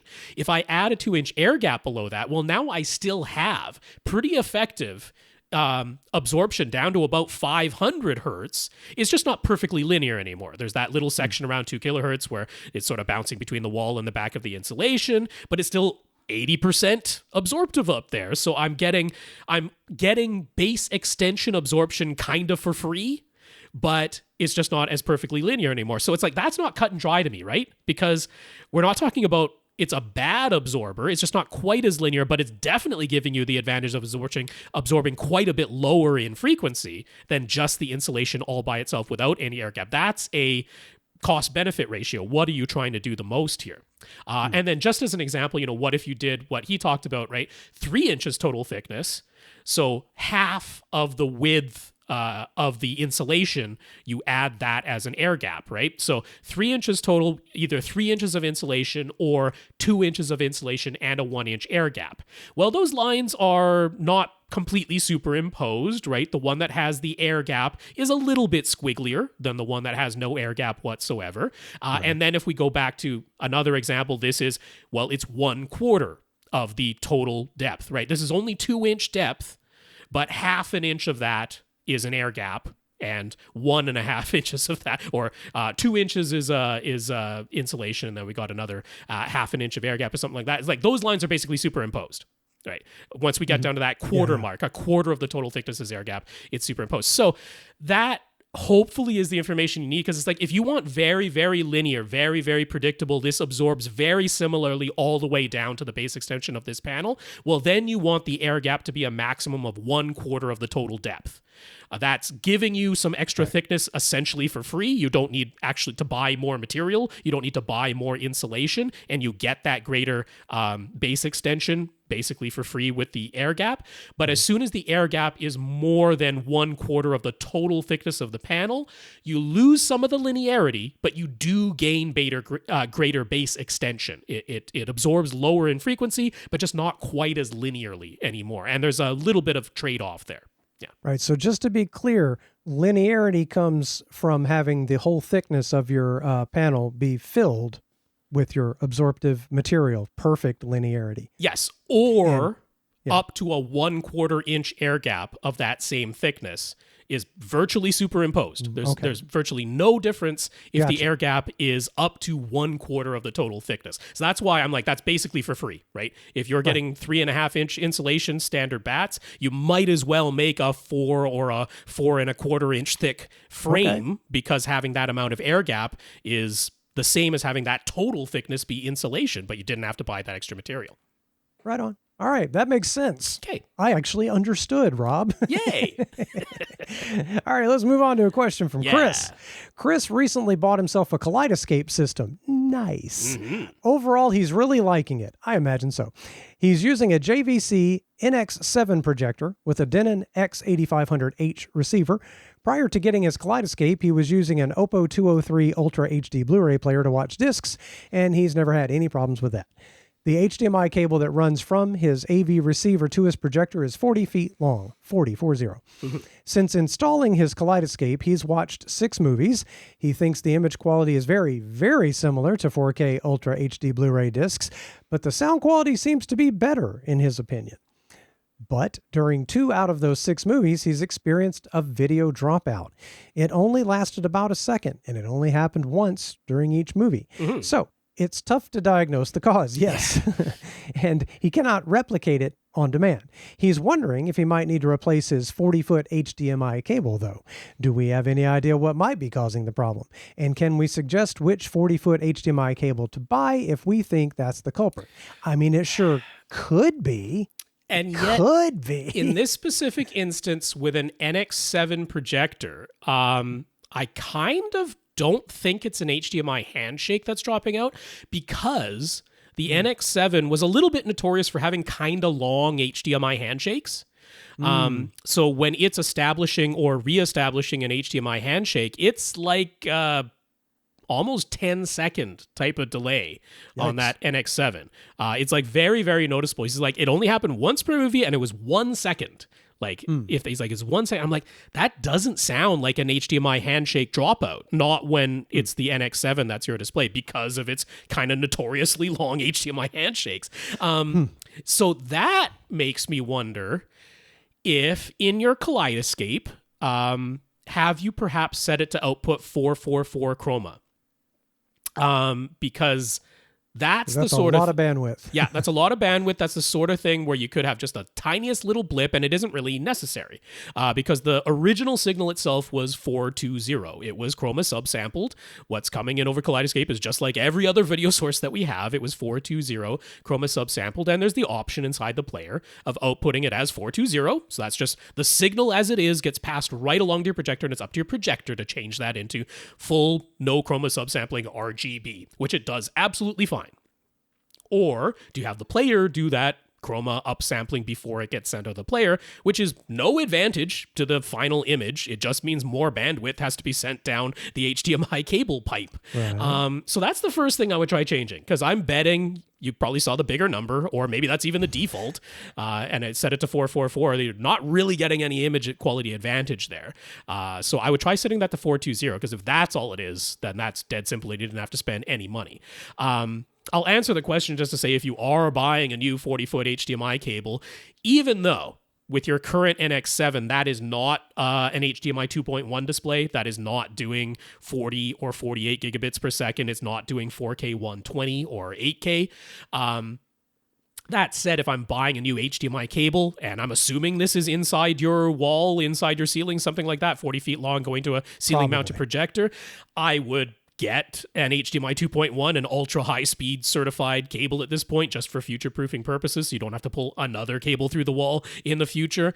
So I'm sticking with my recommendation to go with RuiPro. They were the first fiber optic 40-foot long ultra high speed certified cable manufacturer out there, and they've remained reliable ever since. I would get the one that is CL2 in wall rated, because I'm assuming this is going inside your wall, so the one that is in wall rated and ultra high speed certified, because they do have a variety from that brand, RuiPro, but there is the one that is 40, it's actually 50 feet long for the one that is CL2 in wall rated and ultra high speed certified. It's $130, but they're selling them for 20% off on Amazon right now during November Black Friday, Black November month. Black month, yeah. That's pretty much what it's become at this point. So it's not crazy expensive, to do that there. You get $26 off, so you're basically at $100, $104 for that 50-foot length. So I'll have the link to that. You can try it if you please, but I kind of don't think it's your HDMI cable in this one. I suspect it's that chroma sampling signal. Yeah. Maybe so. Isn't it the Ruri Pro brand where we figured a new unit of measurement in like kilometers of bicycling? Yes, yeah, because they're available in Belgium as well. And right. yeah. I seem to recall we invented that new measurement. So $100, I don't know how many kilometers of bicycling that is, in the United States, but we could figure it somehow. Let's move on here to Raf in Australia. Raf wants to expand to having 6 overhead speakers. At the moment, he has 2 pairs of wedge-shaped KEF Q50A speakers mounted up high on his front and back walls as front heights and rear heights. He doesn't have any speakers actually mounted on his ceiling. So he was thinking about adding a pair of top middles, but he wants them to be very easy to install. He came across the Arylic RK30 wall mountable cube speakers. When you see that word, my brain wants to say acrylic. Yeah, it certainly kind of looks like that. I think I've said it as Arylic in the past, Arylic? But I don't know for sure that any of those are right. I'm Arylic. There, that's the spelling of the thing. Pronounce it however you please. Arylic. Yeah, right. RK30 wall mountable cube speakers. He likes how easy they are to install along with their small size and how easy it will be to aim them. They use a single 2.5-inch paper driver with 40 watts RMS power handling. His distance from them will be about 10 feet, and they'll be just a tiny bit in front of his seats, not directly above. So do we think they'll be sufficient to go along with his KEF speakers and act as top middles? I'm starting to be of the mind that it kind of feels like you could throw anything up on the ceiling and be okay, but these are pretty teensy. Yeah, I'm pretty iffy about these, man. I'm like, what these are is a less expensive Bose Cube speaker. That's straight up what these are. The Bose Cube speakers are trash. That is money down the drain. Always and have been. These I don't feel fantastic about. Yeah. There is nothing impressive about their specs, and I would be I would be surprised if they're claimed, I think it was 120 hertz to 20 kilohertz frequency response, which is totally fine. Like, that's not the problem I have. I don't need them to have deeper bass extensions. That's not the issue. But I would be surprised if that is a linear 120 hertz to 20 kilohertz frequency response. I would be a bit shocked at that with a single 2.5-inch paper driver with not very much power handling. I'm very hesitant to say that I'm gung-ho about adding these as top middle speakers. Now, the listed price I saw was about $150 for the pair US. I think that is tragically over expensive for what those speakers are, and I don't know what the price in Australia would be, but it's going to be more than $150 because it is definitely not a 1-for-1 exchange rate when it comes to US dollars to Australian dollars. So I wanted to point out an option that I know you can get in Australia for sure. I do believe these will be a bit more expensive than these Arylic regardless, but they're easy to mount, they're physically small, they're physically attractive, and while I don't think they're fantastic satellite speakers, they're neutral, they're pretty accurate, and I wouldn't have a problem using these as top middles, and that's Paradigm's Cinema 100 satellite speakers. Okay. Now, I found them listed at avconcepts.com.au in Australia for 450 Australian dollars. Which is probably more expensive than the Arylics, but maybe not as much as you might guess, because, like I say, $150 US for the pair of Arylics. I have essentially zero question in my mind that the Paradigms sound better. Yeah, these definitely going to sound better. Yeah, these are actual competent speakers. Very simple to wall mount. You attach a little bracket to the wall first, just like you do with the Arylics, and then they give you an option, right? Do you want to mount these on the wall? Do you mount these on the ceiling? Do you want to be able to swivel them left and right or swivel them up and down? There's just a little bracket that you screw into the back of the satellite speaker, and then it just sort of slides in and secures onto the mount that you secure to the wall. So very easy attachment method, works like a charm. They sound perfectly decent. I'd go with those Paradigms over those Arylics in my opinion. I know, like I said, we may have sounded like we're poo-pooing the idea of any quality speakers on a ceiling, but there's a minimum. Yeah. I don't want trash up there. And No, you don't want absolute junk. So Infinite Gary, again, I'm here. Infinite Gary. I had to put it on there. Absolutely. AMC Theaters announced to their investors that starting in 2025, they will be updating some 50 to 100 U.S. theater locations to include XL at AMC or XLF branded extra large screens. Yeah. This comes after their XL Concept pilot project in 68 of its Odeon cinema locations throughout Europe, where they say guest reaction was positive and that encouraged them to bring the project to the USA. Every XL screen will be a minimum of 40 feet wide, and it will use a 4K laser projector. It is not a premium large format, though.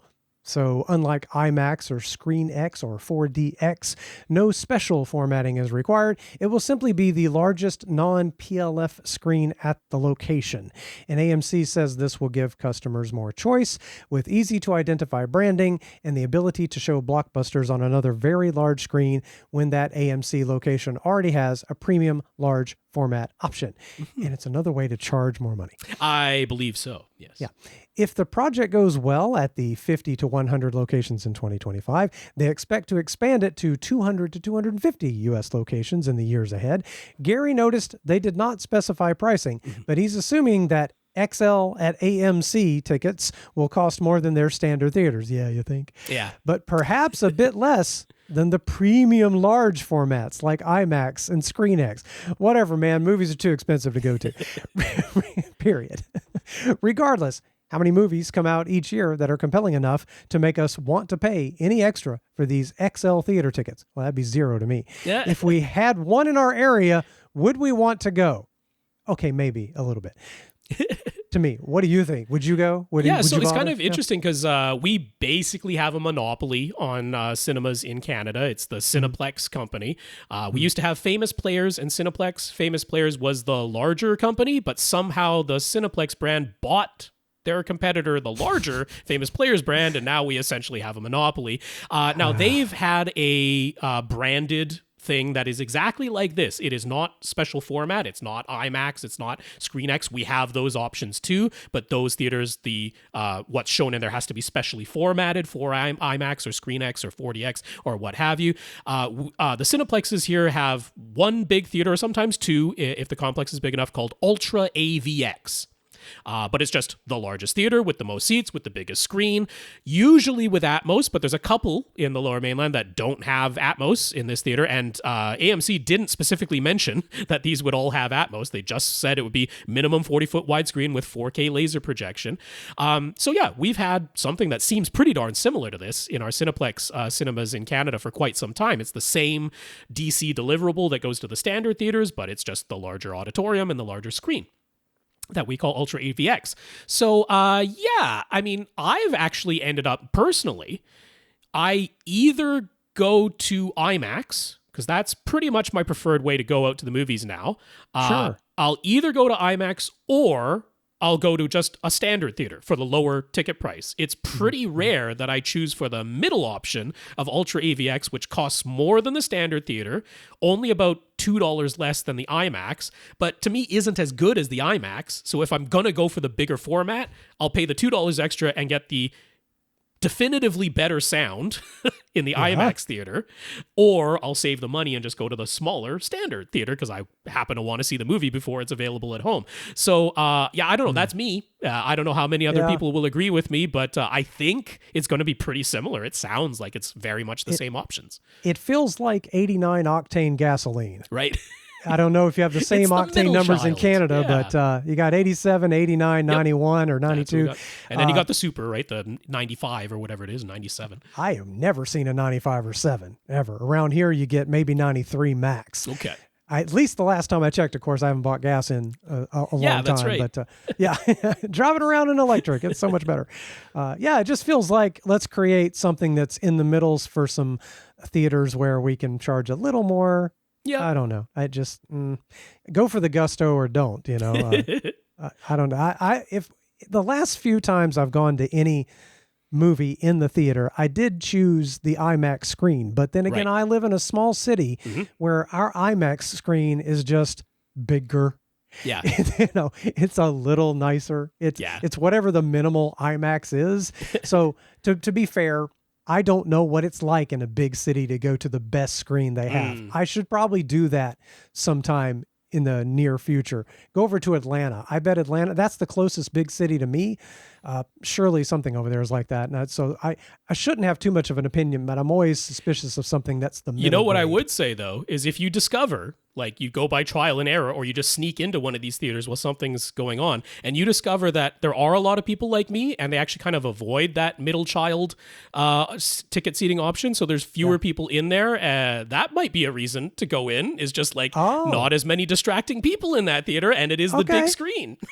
Pay a couple extra dollars for just less people around you. Yeah, that could be the reason. Okay, right. That could be worth it. So a little bit more from him. So Apple TV OS 18.2 is going to add more aspect ratio options. The Apple TV 4K will be able to output native 21:9, 32:9, and a few other ultra-wide scope aspect ratios. So that has him wondering. In his main home theater, he's still using his Runco projector with native 1080p resolution and SDR, but he uses it zoomed in to fill the width of his 2.35:1 aspect ratio screen. No anamorphic lens in his setup, so there is light spill above and below his screen. But after the 18.2 update, if he's watching a 2.35:1 aspect ratio movie via his Apple TV 4K, should he switch the output setting to match? So in Gary's case, definitively no. Yeah, because he doesn't have an anamorphic lens, right? That's right. Yeah, if you did have an anamorphic lens and had therefore activated the anamorphic stretch, or it's actually like a compression inside the projector itself, either in the projector or if you had an external video processor that was doing that, so that everything that came in, it squeezes it horizontally, and then your anamorphic lens stretches it back out to fill the entire width of your 2.35:1 screen.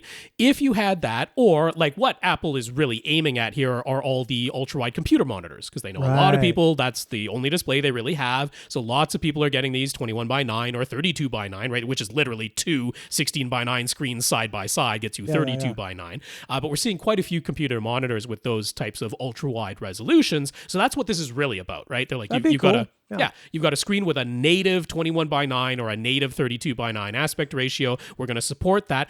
It's mainly for the menu. That's the thing. Like, or some games support the ultra wide. It's mainly for the menu, so that your icons all spread out to fill the entire width of the screen. Because once you actually get into the movie, by default, most of those ultra wide screens, even when you have this option in the Apple TV 4K, by default it still plays everything as a 16:9 image. But then there's usually the option where you're like, okay, so I've got a 16:9 image. That's if it is a 16:9 image, like filling that whole thing, then great. I just have blank space on the side of my ultra-wide monitor, but I'm seeing the entire 16:9 image. But if it is a 2.35 or a 2.39:1 aspect ratio movie, well, now it by default starts as a 16:9 image with black bars above and below. So I've got blank space on the left and right and black bars above and below. And I have to zoom. So you press the zoom and it zooms in to basically fill the whole width of your 21:9 screen or whatever format you've chosen, and it crops off the top and bottom. If what you've cropped off is just black bars, then great, no problem. But yeah, in your case, you're just showing the native 16:9 aspect ratio of your projector. That's what it is. You're getting 1-for-1 pixel. Everything is as it should be. The width is correct. The geometry is correct. And you just have the black bars light spilling above and below your physical screen, but you wouldn't change the native output aspect ratio of your source device, because there's nothing about your setup that has changed the pixel count or geometry of your image. You're still showing a 16:9 image. That's what's happening. So don't change your Apple TV 4K aspect ratio, Gary. Don't touch it. That's not what it's for. Okay, how about a question from Brandon? Yeah. Brandon is still rocking a first generation Apple TV 4K. Ancient history. How dare he? I still have one of those too. Right. I do not have one. From time to time, it has had intermittent glitches. It would mostly happen when he was scrolling through a given interface or when he would go to open certain apps. Sometimes it would freeze or stutter. If it ever got fully frozen, simply restarting the device would always get it working again. And the glitches have never happened once something was actually playing, so he mostly considered it an annoyance but not a deal breaker. As the Apple TV 4K has had various firmware and software updates throughout the years, sometimes the glitching would get worse or better. Last year, it ran nearly flawlessly, but after the most recent updates, it's back to glitching again. The problem now, though, is that it has started freezing or stuttering while he is listening to Apple Music, not just when he is scrolling or switching apps. Having it glitching while content is actually playing is totally unacceptable. So is there a fix, or is it simply time to upgrade to the newest generation of the Apple TV 4K hardware? Is there any chance this is an Apple Music glitch? Because if he upgrades the hardware and still has the same problems, he won't be happy at all, obviously. Also, he'd prefer not to spend the money unless he's also going to get some other benefit. So what can the latest generation offer that his first generation device cannot? Man, this kind of stuff drives me nuts. Yeah. Just glitches and freezing. It sounds software related. It is possible that a hardware device starts acting up and is getting old or something and is about to fail. There's a few things going on here, and actually this specifically about Apple Music has come up before. And the issue here is that in Apple Music, Apple changed some of the terms and conditions, some of the user agreement, and you have to click OK on the new agreement before it stops pausing your music midstream and trying to get you to agree to the user agreement. But there's a glitch where the user agreement doesn't show up on your screen, so it just seems like it froze. What? Yeah. This has been talked about on quite a few forums. And the only way to get that user agreement to show up on your screen so that it doesn't keep pausing your music midstream is to change the language that you're using on your device to some other language and then open Apple Music. And usually the agreement will pop up right then. But if it doesn't, change it back to English after you changed it to something. And then the user agreement almost always finally pops up the way that it was trying to in the background and causing everything to pause and glitch. So you don't need to buy new hardware. You just might have to do this very stupid workaround of changing the language setting to something else so that the user agreement will finally show up in Apple Music. I thought part of the reason people buy Apple stuff is that it's just so easy to use. It's supposed to, yeah. So it's supposed to be so slick. So he's got to go read a French user agreement for a second. Yeah, that's about and it. And then agree and say oui. And then that's right. Okay. And then go back to English, and things should be okay in Apple Music after that. So that's the first part of it. Now, the first generation Apple TV 4K, as far as I'm aware, never got an update to support HDR10+. I believe that was second generation, and later got the ability to support HDR10+ after, because initially they didn't, but they got an update. I don't think the first generation ever got that. First generation does support HDR10 and Dolby Vision, so if you're okay with those, you got an LG OLED and you don't care about HDR10+, that's fine. But if you got a Samsung display and you care about HDR10+, I'm not 100% on that, but I believe that's the case. So you could double check. That's easy enough to see in the HDR settings if you are connected to a Samsung display. And you're like, hey, where's my HDR10+? So you'll be able to check that. So that could be one thing you get with new hardware. The new hardware is just like smoother, faster, snappier. It's got a more powerful processor in there. So that's a mild annoyance. It's certainly nothing completely life-altering, but if you're looking for excuses to get a new one, it is faster and snappier. The reason things kind of slow down and glitch is you are probably opening your apps and then just opening another app to replace it as opposed to fully shutting it down in the background. So that's very similar to your phone where you open the app tray in order to fully close your apps that are running in the background. On an Apple TV 4K, what you actually do is double-click the home button very rapidly. You go click, click on the home button, and that opens a sort of app tray to the left of your home screen. And then you double-click up as you go through each of those apps to swipe them up and swipe them away like you would in the app tray on your phone. And not everybody knows. I figured that out on my mom's iPad too long ago. And it just, in the Android world, I know, you can just hit one button that closes everything. Yes, yeah. Nope. It's Apple. It's the same as on your iPhone or on your iPad. You got to open the app tray, which is double-clicking the home button very rapidly, and then double-clicking up is the same as swiping up on your phone or your iPad to close this thing in the background. So if you do that on a regular basis, usually it stops chugging because it starts chugging if you open lots of apps, but they're actually all still open in the background and you just weren't aware of it, which is why resetting the device always gets that working again. But similar thing, you can just be a little more fastidious about closing those things in the background. Yeah, there's not much else. There's not a really super duper reason you need to upgrade that hardware. You can avoid spending the money. You just got to get that stupid user agreement in Apple Music to finally click OK on that thing. Yeah. Oh my gosh, it's really strange. What is strange? Good job, Apple. What would be the most budget-friendly 65-inch OLED for him to buy?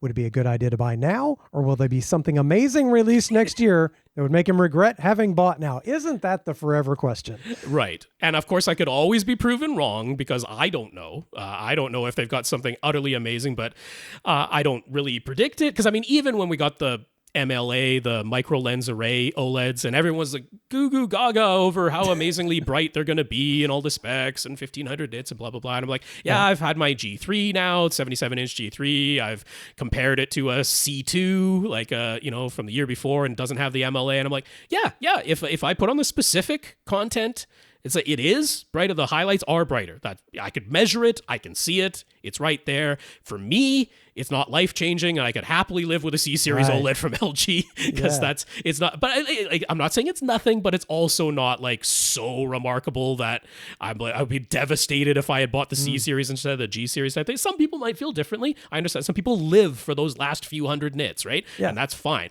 It is there. But I'm not anticipating something earth-shattering coming out next year to completely, put all the previous OLEDs, 10 feet under type of thing. So, and there's nothing wrong with the lower end OLEDs. They are very enjoyable to watch. An OLED by its nature, even a cheaper one, is still such a big jump for me over an LCD television. Yeah. So right now we have lots of sales, right? The Black Friday, November, entire month type of deals are already here. That's probably Black not the season. It's probably not the very lowest prices. Actual Black Friday, there probably will be even lower. But right now, all sort of the what you call mid-tier, right? So like the C3, C4, the Samsung S90D, the Sony A8L or Bravia 8, like all of those mid ones, not the flagship OLEDs, the one rung down. For the 65-inch size, all of them are right around $1,500 to $1,600 right now. So that I just want to sort of lay that out there as like sort of the baseline, what we're comparing to. That is sale price, but that's sort of what they're all looking at 65 inches.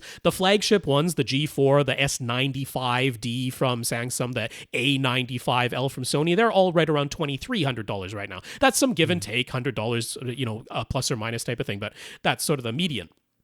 If you're looking at what is sort of like the budget option from LG, the B series, the B4, at 65 inches, that's $1,300 right now. Well, over at Best Buy, they are clearing out on sale the 2023 Samsung 65-inch S90C. So the flagship was S95C. The step down was the S90C, but there was no performance difference. As long as you were getting the quantum dot OLED panel, there was no performance difference between the S90C and the S95C. The S95C just had the one Connect box and the even thinner bezels. It was pretty much just the, surroundings of it. The panel itself, they were the same. The S90C, so it is from 2023, not from 2024, because we're on the S95D and S90D for 2024. But the S90C, $1,000, $999. For a 65-inch. Man, that's a really good price for that. I would, if you need it, unless you just need to have the very, very best no matter what, run out and buy that. Yeah, because the quantum dot OLEDs, if you were worried about the G4 performance with the micro lens array and you want to get the 1200 to 1500 nit highlights, they delivered it. The quantum dot OLEDs already delivered that with the wider color volume overall. You do lose Dolby Vision by going with Samsung. That'll be the one downside, but that price, 65-inch, you can't beat it. Now, I say you can't beat it. You kind of can, because at Costco right now, if you get the 2023 C3, as long as they have some stock, as long as your local Costco has stock of the LG C3 from 2023, they're selling the 65 inches for $899 for $900. And that's terrific too. Now, you won't be disappointed with either of those. You can make some arguments that, technically speaking, the Samsung S90C is superior in some little nitpicky ways, picture quality wise, versus the LG C3. So that's why I think you pretty much can't beat that at $1,000 for 65-inch. But yeah, if the $100 is a bigger difference, if you want some of the gaming features that LG has that Samsung isn't quite on par with, that LG C3 from Costco, if you're a Costco member, because they're not offering that $899 price on the LG C3s for non-members. You do need to be a Costco member, but if you already are, then, but I mean, one of those two, okay? LG C3 from Costco or S90C from Best Buy while they're clearing them out. $1,000 is the most you pay. Grab one of those. You'll be happy as you can possibly be.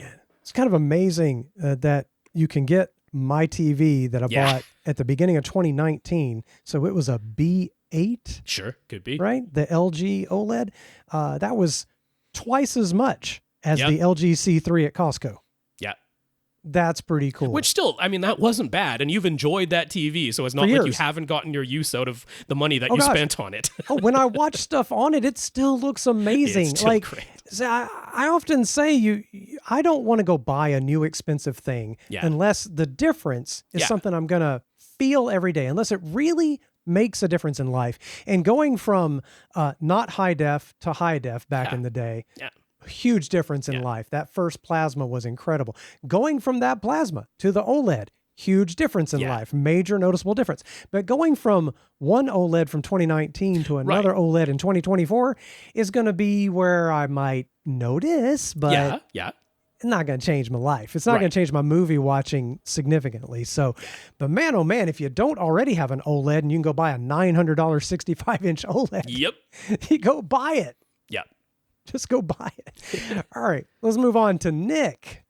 Nick got his PS5 Pro. He had debated with himself about getting one and had asked us whether he should be concerned about stock levels and securing a pre-order before its release. But since his last PlayStation console was a PS4, he figured he's saved up enough in the meantime to treat himself to the latest and greatest. Mm-hmm. He is using a Denon X3600H receiver and an LG C9 OLED. He can plug the PS5 Pro into the Denon using HDMI cable that came with the console, but he's wondering if he should replace the HDMI cable that runs between the receiver and his TV.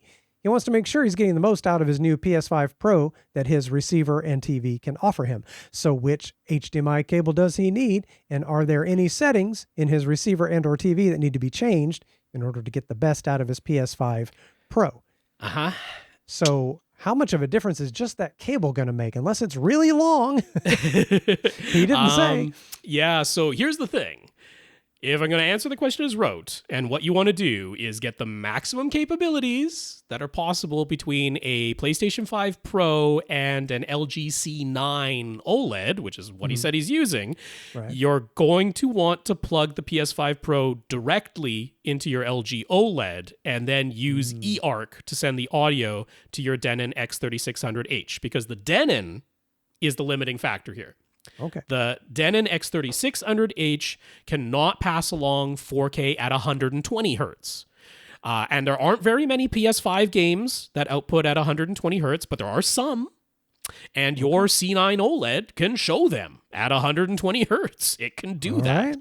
But everything in the signal chain needs to support 120 hertz, and your Denon doesn't. So you would, if you're going to do 120 hertz, you'd need to plug your PS5 Pro straight into your LG OLED. Okay. Happily, the C9 was one of the model years where LG still supported all of the audio formats via eARC. So both Dolby and DTS formats, if you're using your PS5 Pro as a Blu-ray player as well, which in the case of the PS5 Pro would mean you also need to purchase the separate disk drive because the Pro doesn't come with the disk drive built in. But if you do, and you're using it as a Blu-ray player and you want to support DTS audio, happily your C9 will output Dolby and DTS audio all the way up to full lossless. Dolby True HD with Atmos, DTS HD Master Audio with DTS-X. It'll pass all of that through eARC to your Denon, which can accept those formats via eARC.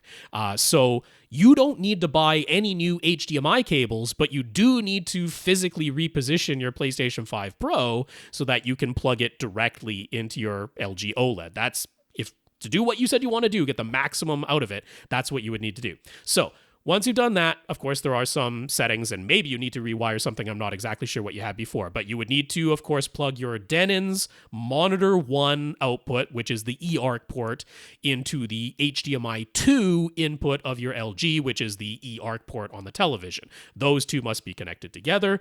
Now your PlayStation 5 Pro can plug into HDMI 1, 3, or 4 on your LG C9. All 4 of the HDMI ports on your LG C9 happily support all the way up to 4K 120. So you don't need to be picky about which one. It just can't be 2.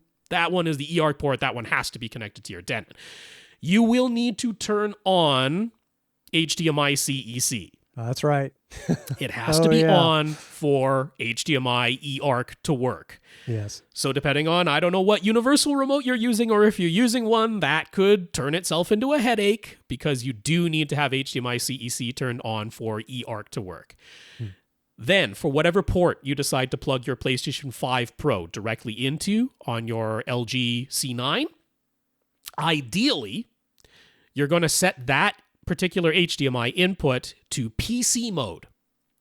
Because unless you set it to PC mode, you do not get full 4K 120 with 444 no chroma subsampling.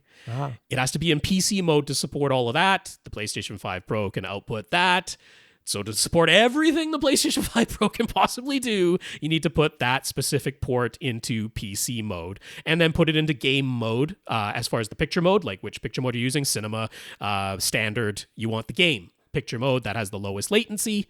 And I'll have links to Vincent Teo over at HDTV Test. He ran through all of these things for PlayStation 5 specifically with a C10 or a C9 OLED specifically. So if you follow along with those settings, you'll end up right. Because one of the things you do want to do is set the HDR settings in the PlayStation 5 Pro itself. Because you don't actually want your TV to tone map anything. You want the console to handle all of the tone mapping. And so there's a setting called HGIG, the High Dynamic Range Gaming Interest Group, HGIG. That basically turns off the tone mapping in your LG OLED and gets your PlayStation 5 to do all of it. And there's some settings that Vincent Teo runs through very thoroughly to get all of that correct. So I'll have the links to those. I love that Nick is asking, should I get a different cable? And the answer is hook your system up completely differently. And change a bunch of settings. Yep. And yeah, it's pretty hard to call that plug and play at that point, isn't it? No, it's not. You kind of got to know this stuff. It's ridiculous. It's plug and fiddle. Yep. All right, let's move on to Karl. During DJ's Brightside Home Theater 25 Hours of Home Theater Marathon podcast, we spent some time talking about screen aspect ratios, scaling content for a CinemaScope setup using an external video processor, and using screen masking to match the aspect ratio of whatever you might be watching. Rob once again espoused his opinion of always using a 16:9 aspect ratio screen as the starting point. Others did not agree. I do. But what about this idea? Simply make your entire front wall a screen. Floor to ceiling, wall to wall, whatever that aspect ratio might end up being. If you can then install 4-way masking in a video processor, you can have whatever aspect ratio you want. And you could fully maximize image width or height, with the only restrictions being the dimensions of your room rather than the dimensions of your screen. Thoughts? Well, sure. People living with Satan want ice water. I mean, you're going to be doing a lot of zooming on your projector as well. I mean, it kind of depends on what the aspect ratio of your front wall actually is. Sounds very fiddly to me. Yeah, it's going to be it could potentially be a lot of zooming. There's going to be a lot of light spill somewhere. Light is spilling over. So there's going to want to make sure those are very black masks to avoid any light spill reflections. Yeah, I mean, I guess you could. You got to be aware of how long your room needs to be as well, because I mean, zoom range is not infinite on projectors. Right, and it sounds very difficult to make sure you have an unobstructed view all the way down to the floor, all the way up to the ceiling, and all the way out to the sides. It's going to end up with a shadow at some point. You got to have the throw ratio, speakers? Right? The zoom range has to be there, a lot of zooming of that. So I'm like, every single source we have at home is outputting a 16:9 native aspect ratio. Every single source, your Kaleidescape, your Apple TV 4K. I mean, I know we can change it to these wider aspect ratios now, but I mean, 1-for-1 pixel, what's coming from the sources, if that's a disc, if it's a streaming thing, it's all 16:9. Yes, those sometimes have black bars because the content itself was shot and produced in a different aspect ratio, but the signal coming in is 16:9 100% of the time. So that's why I'm like, yes, I want a 16:9 screen that is as wide as I could ever want my screen to be. Whatever maximum field of view I could ever potentially ever want to have. That's the width of screen. And then it's 16:9 from there. And if I got 4-way masking, I can make anything that's smaller than that. And it will always work. But I'm always going to be able to match 1-for-1 pixels, no scaling, all of the sources that we have at home that are all natively 16:9. And that's my approach. I don't really think it makes sense to literally cover your entire wall if that is some strange aspect ratio that you might not even be able to fill with your projector because of shadows or insufficient throw ratio or insufficient zoom range, right? All of those things would have to There's always been this dream of like, our walls just become video screens and we send images to whatever room we're in. A lot of it is going to be blank or black or spilling over with light. Right. It's never going to be perfect. It's never going to be perfect. Come back in 100 years, maybe. But no, probably not. Even if you did the modular micro LED and you covered every inch of your wall with modular micro LED displays, a bunch of them are just going to be black most of the time. Most of the time. And then where do your speakers go? So let's move on to Dale. Dale found some corner bass traps on Walmart's website. How about that? They are black foam, triangular, and 4.6 inches along each of the two short sides and 9.5 inches long. They're inexpensive. Are they worth buying? If so, how many should he get? 0. They aren't worth buying. There you go. There's the quick answer. Don't waste your money on these. This is nothing. This will not help you acoustically whatsoever. It would be, they aren't very much money, but it would be a total waste of the money that they are. Don't buy these. Get insulation if you want corner bass traps. Cut triangles of insulation and put those in your corners. You can make. They don't have to be super chunks. They don't have to be 2 feet by 2 feet. Along the edges that go along your walls. They don't have to be that big, but if you just cut triangles of insulation and stack those in your corners, it will be a gazillion times better than completely ineffective black foam that isn't even deep enough to be a bass trap anyway. So everything about this listing is wrong. That's right. The black the foam in general that people think of, they picture a studio with like the egg crate foam on the wall. That's been something I've had to explain to people for 25 years doesn't do anything. That's right. Because I've actually had friends way back in the day, they're trying to set up a place where they can record at home and they go get all the egg crate foam. I'm like, it's not going to do anything. Yep. Get a couple of thick bedspreads and nail it up on that wall and it's going to sound a lot better. So basically that's fake corner bass traps. Yep. All right, let's move on to Jorge, and then I might need to move on to other things. I've been getting hit up with phone calls and messages. And I might need to return some things, but I want to answer Jorge's question. Yeah. Jorge has a question that's perfect for Lee's experience. That's me, and this is true. Jorge wants to digitize some old VHS tapes. Cool. He says he already has a pretty good computer and an analog to digital converter, but he doesn't have a VCR. That part's very important. So, are there any specific brands, models, and/or features he should look out for in particular? Anything he should definitely avoid? And I'll go ahead and ask the last question. Any advice on the best places to hunt for a good VCR to purchase these days? Okay, so he wants to copy tapes on his computer. Yeah. And there's 3 parts to that, other than wiring, which I guess could be considered a 4th part. But you have to have something to play it on. You have to have something to capture the signal and turn it into a digital signal that a computer understands, turn it into a video file. And then thirdly, software that properly processes all that and gives you something that you can edit and turn into something that you can then put on YouTube or send to friends and family and stuff. There's a lot to that. My first question that I haven't had time to ask him personally directly is, what is this device you have for capturing video? The analog to digital converter part that he mentioned. Right. There are little dinky terrible ones. There are little dinky good ones, surprisingly good. There's kind of more expensive chunky ones that go in like a card that can be good and some that can be bad. Oddly enough, the best stuff is probably 15 years old, if you can find that. So it can get very complicated in choosing just that. And then when you do choose that, what features does it have? Can it give you a interlaced AVI file? Right. And this is in the world of Windows. I just don't know how this might work in Apple. I don't know anybody that uses an Apple computer for this kind of work. I'm sure it could be done, but if you want the best, you're probably not going Apple for this. And so there's too much to go into there. There's too much to go into all this to tell you how to do this at the 95 to 100% excellent level, right? Like if you want an A+ in analog capture, you're diving into a rabbit hole like you wouldn't believe. And once you get above the A- level, you can lose your mind very quickly.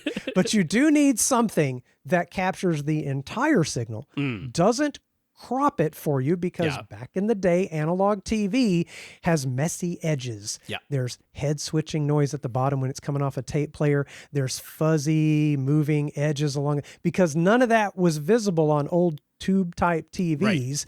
Overscan. Overscan. Everything was cropped like 5% or so was typical. And so you had safe viewing areas where they would put titles not below a certain level and that sort of thing. So the device you're capturing with, I would need to know more about that. Sometimes I point people towards used DV camcorders. Okay. It's not the best. And then after that, we have to look at, you can do a little better with some devices, but they're older. I have a Matrox device from 2009 is when they first released it. And I bought it in 2016. And it does a wonderful job. So that's one discussion. And if you want to have it, let's have it, but it turns into a very long podcast. The other question of what you're going to play it with, theoretically, any VCR in working order will play the tape. Sure. But you better believe there's a big difference between bargain basement, later model, like a Go Video thing that has like a combo DVD and VCR. Those are going to look like poo-poo. And you may not know that it looks like poo-poo because you think everything from back in the day looks like poo-poo. If your only experience with what video looked like in the 80s and 90s is captured video you're seeing on YouTube, you're going to think it's terrible because the vast majority of it looks awful. So number one, you're going to want to look for a more expensive VCR, probably that's been refurbished by somebody that knows what they're doing, that is a Super VHS VCR from probably JVC or Panasonic, and you want it to have, this is key, something called a time-based corrector. Okay. Because analog video signals are so imperfect, and any little thing about a tape can mess up the timing of those signals that are laid down in little super thin diagonal strips on that tape as it moves across a spinning head. Is the speed of the spinning head perfect? Are they aligned perfectly? Is the tape wrinkled? Was it mounted just right? Does the VCR allow a lot of vibration that might change those timings? And so when I say timings, it comes up visible as wavy lines. The most typical problem is wavy vertical lines just moving the whole time. So if you want to do it really well, you're going to want a Super VHS VCR. You're going to want one with a time-based corrector, preferably JVC or Panasonic. Then you're going to want a capture device that can give you the entire image, including all the noise around that doesn't crop anything. You're going to want software that allows you to save it as an interlaced AVI or at a very lightly compressed MP4. And that's where the worst stuff happens. Because you'll get a very low bit rate and it won't look good and low color space and all that kind of thing. So as you can see, there's a lot to talk about. And then when you finally get the file from the tape through the good capture device with your software as an interlaced AVI, then you've got a little processing to do to allow you to then edit it if you want to. So the interesting thing about old tube TVs is they did a lot of things you didn't know they were doing by their very nature. The TV itself would stabilize images that were a little bit wavy. It's just the nature of an analog tube style TV. Don't ask me to explain it right now. And it would also control for images that got brighter than standard or darker than standard, and it would put that in the right place for that TV. Some TVs were better than others, of course, but they all did some measure of that, and you didn't know they were doing that. And so now when you're capturing tapes with a device for a computer, they're not doing that. They're giving you exactly what they're getting. So you're going to get stuff that's too bright, too dark, a lot of dim stuff from the 80s because camcorders weren't very good. You're not going to be pleased with that at first. And so you've got to learn about super whites and super blacks to edit that just right. And and interlacing, the way you turn interlacing into not interlaced images for a modern progressive scan television or computer monitor, you need to do that right. It needs to be converted every interlace field to its own frame, so you get a 60 FPS, technically a 59.94 FPS image. And so, as you can see, there's a lot to that. Yeah. And there's a way you can set it up where you can do okay. Right. And if there is a way, like if you have a decent capture device or like I said, an older camcorder that allows pass-through of analog and turns it into digital, and then a decent VCR. If you can't afford one of the refurb Super VHS VCRs, then at least stick with the brand names like JVC, Panasonic, Sony, one of those. At least do that, and you can give it a go. But my advice to someone is don't dive into this unless you want it to become a hobby. If you have just a few tapes, if you've got 3 or 12 tapes, sure, you need to send that to somebody that knows what they're doing. Not the big name company. Keep forgetting the name of this company. There's one company that'll send you a box to send it to them. Okay. And they do horrible transfers. Okay. I wish I could remember their names. But they do everything wrong. You'll get this blurry, small image. Then you're going to think, oh, wow, I can see grandma on the tape. And you have no idea you're missing out on much better picture quality. So if you have a lot of tapes to do, and you don't mind spending some money, a few $100s on a VCR, a couple $100s on a good capture device, you might get lucky on some of the cheap $30 capture devices. There are a few of those that aren't bad. And then you want to mess with some software that gets fiddly. If you want to do all that, then it's worth doing it yourself for a lot of tapes because it does get expensive. I charge people like $25 a tape unless they have a lot of them, and then we come down from there depending on what I'm doing for them. So that's where it's at, man. And do you want to do it? Do you want to get into it? Do you want to just kind of see what's on the tape, or do you really want to archive it? Do you want it to look really good? That's all the things I would need to know from you to advise you in the right direction. I hope that helps people in a short answer, kind of a short answer. Lee at AVRant.com, folks, because that's his specialty right there. That is my specialty. I can tell you what I've ended up at. I've ended up with a A- to A that I'm comfortable with, and to get any better would require thousands of dollars of equipment and software that's so annoying that I don't think I can do it mentally. You go to another level to try to get that last few percent. And I think I'm getting it all good enough. Everything I've ever compared to my results to people who are going nuts with it. And I will say, if you want to just kind of dip into the rabbit hole and see how it goes with people, go to digitalfaq.com. Okay. Digitalfaq.com is just an old-fashioned forum, and it's got categories of capturing and editing and stuff like that. And there's a bunch of, let's just be honest, a bunch of middle-aged guys who've been working with this stuff forever, and they're going to tell you how to do it. Sounds about right. Now you just dip your toe in there, and I know somewhere on that forum there is a pinned forum entry about recommended VCRs and camcorders.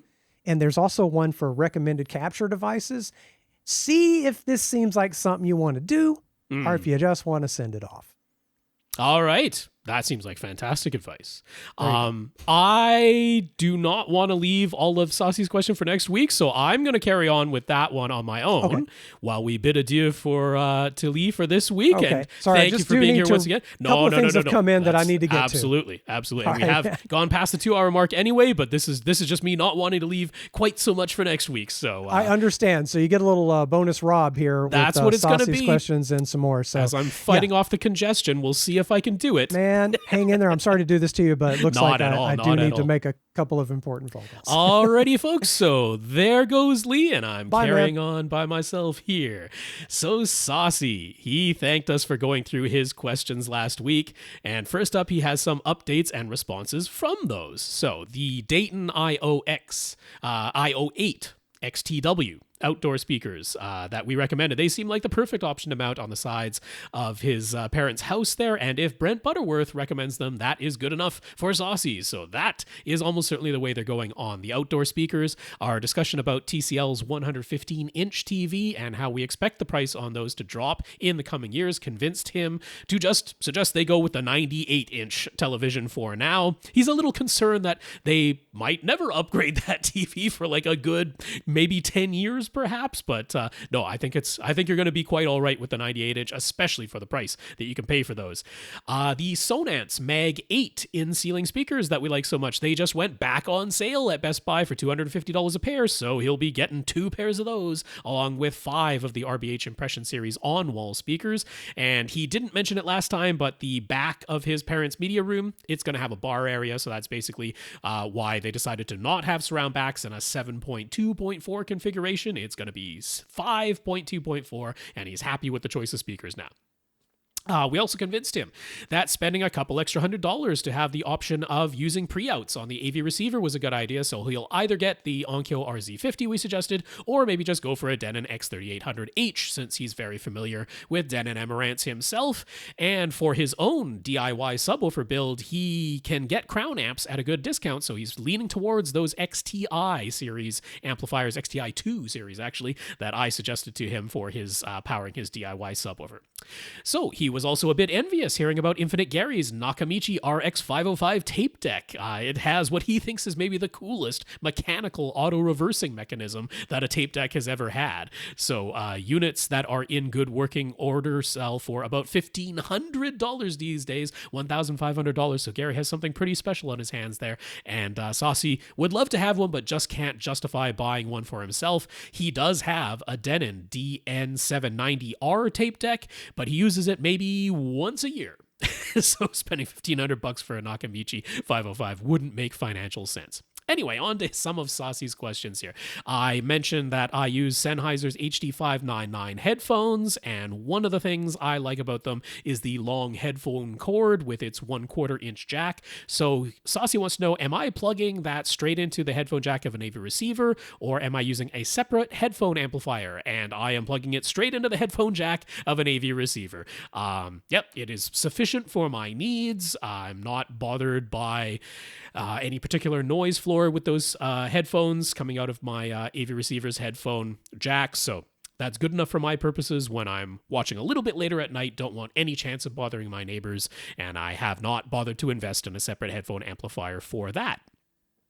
So next question, Sasi recently went to the Capitol Audio Fest in Maryland. It is pretty much all audiophile 2-channel stuff, and he still finds most of it pretty ridiculous, but he enjoys going to the show nonetheless. So SVS was there, and they had set up a pair of their new Ultra Evolution Pinnacle Tower speakers, and they did so right next to a pair of their Ultra Evolution bookshelf speakers that were playing along with an SB17 Ultra subwoofer. But the Pinnacle Towers were playing all on their own. They were not playing along with the subwoofer. So the SVS rep said they wanted to demonstrate how the bookshelf speakers plus a subwoofer could equal the Pinnacle Towers all on their own.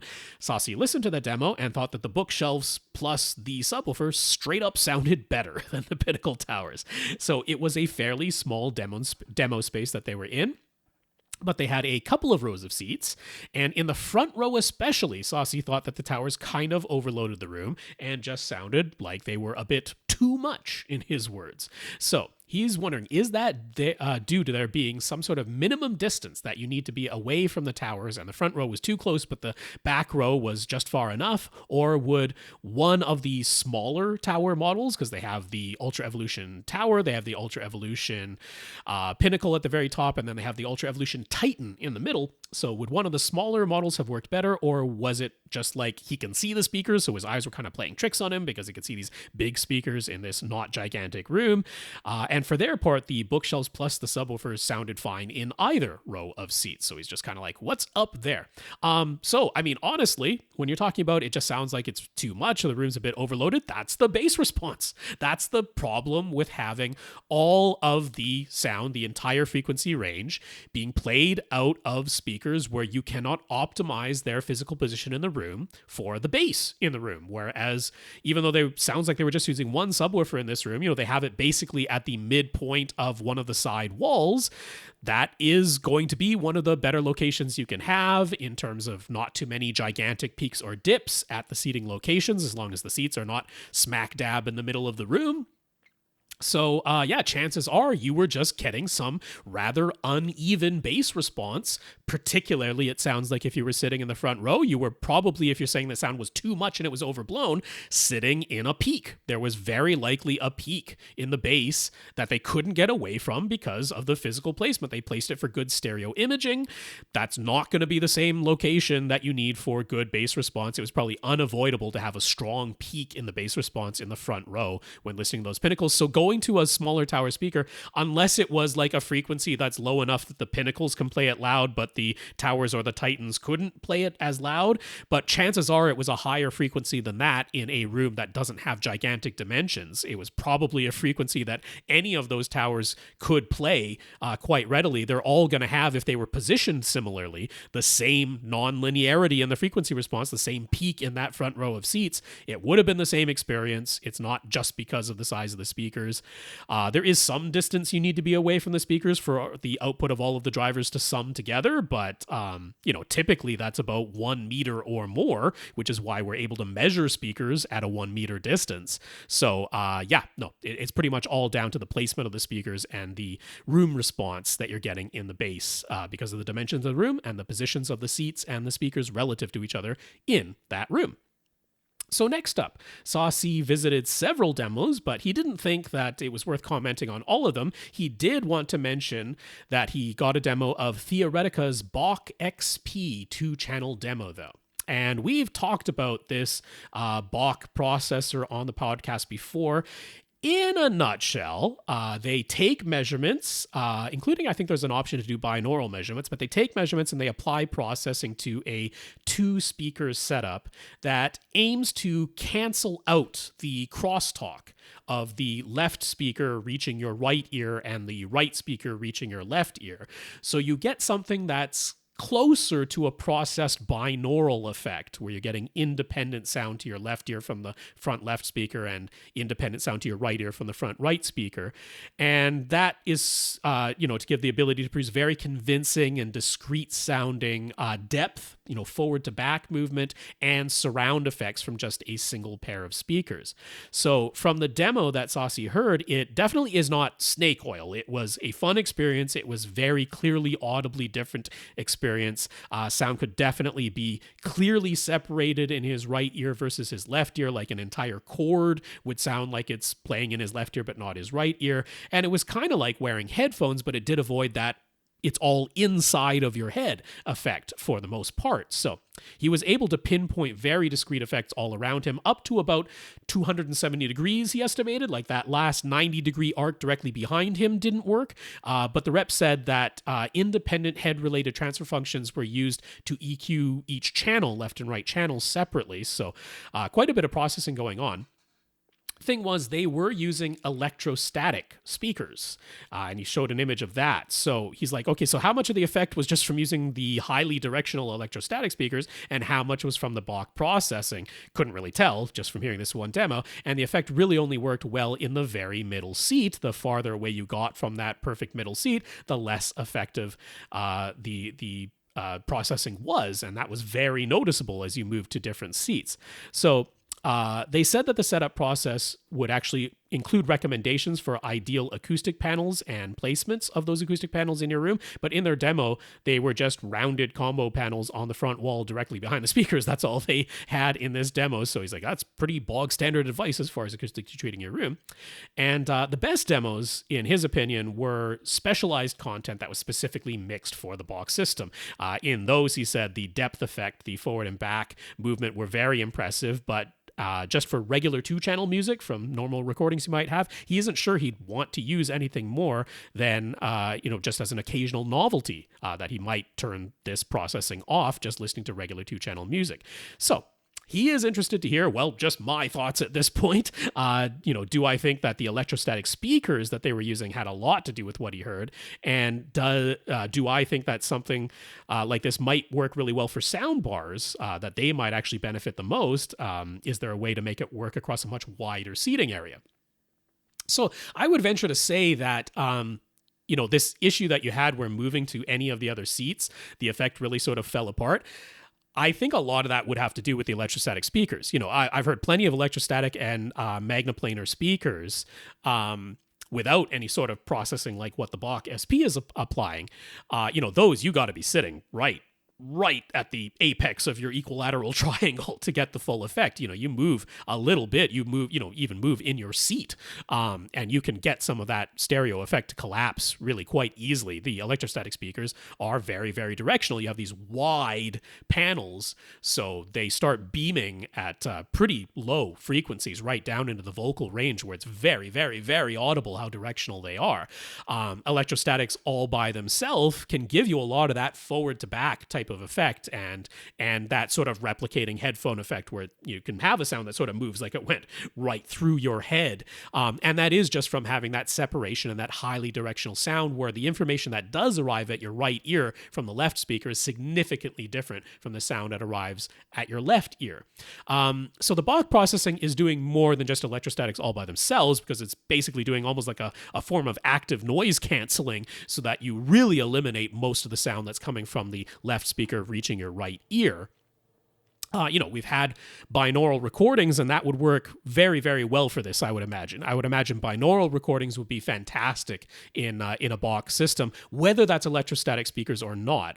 It might have been more impressive for a listening demo with a wider seating area to not use electrostatic speakers. The Bach processing should be able to work with wider dispersion speakers. It shouldn't be necessary to use something like electrostatics. They might have been trying to goose up those forward to back effects as much as they possibly could, or maybe, as you said, they didn't treat this room very heavily. It's probably had to be done quite quickly. So maybe they couldn't control the acoustics of the room to allow the Bach system the maximum crosstalk cancellation. So they're like, okay, well, we'll just go with highly directional speakers, and that'll give you a lot of the effect, but really only at that one seat. So I think there is a little bit more middle ground to be had here with the choice of different speakers. The Bach processing can be very impressive, but I agree with you.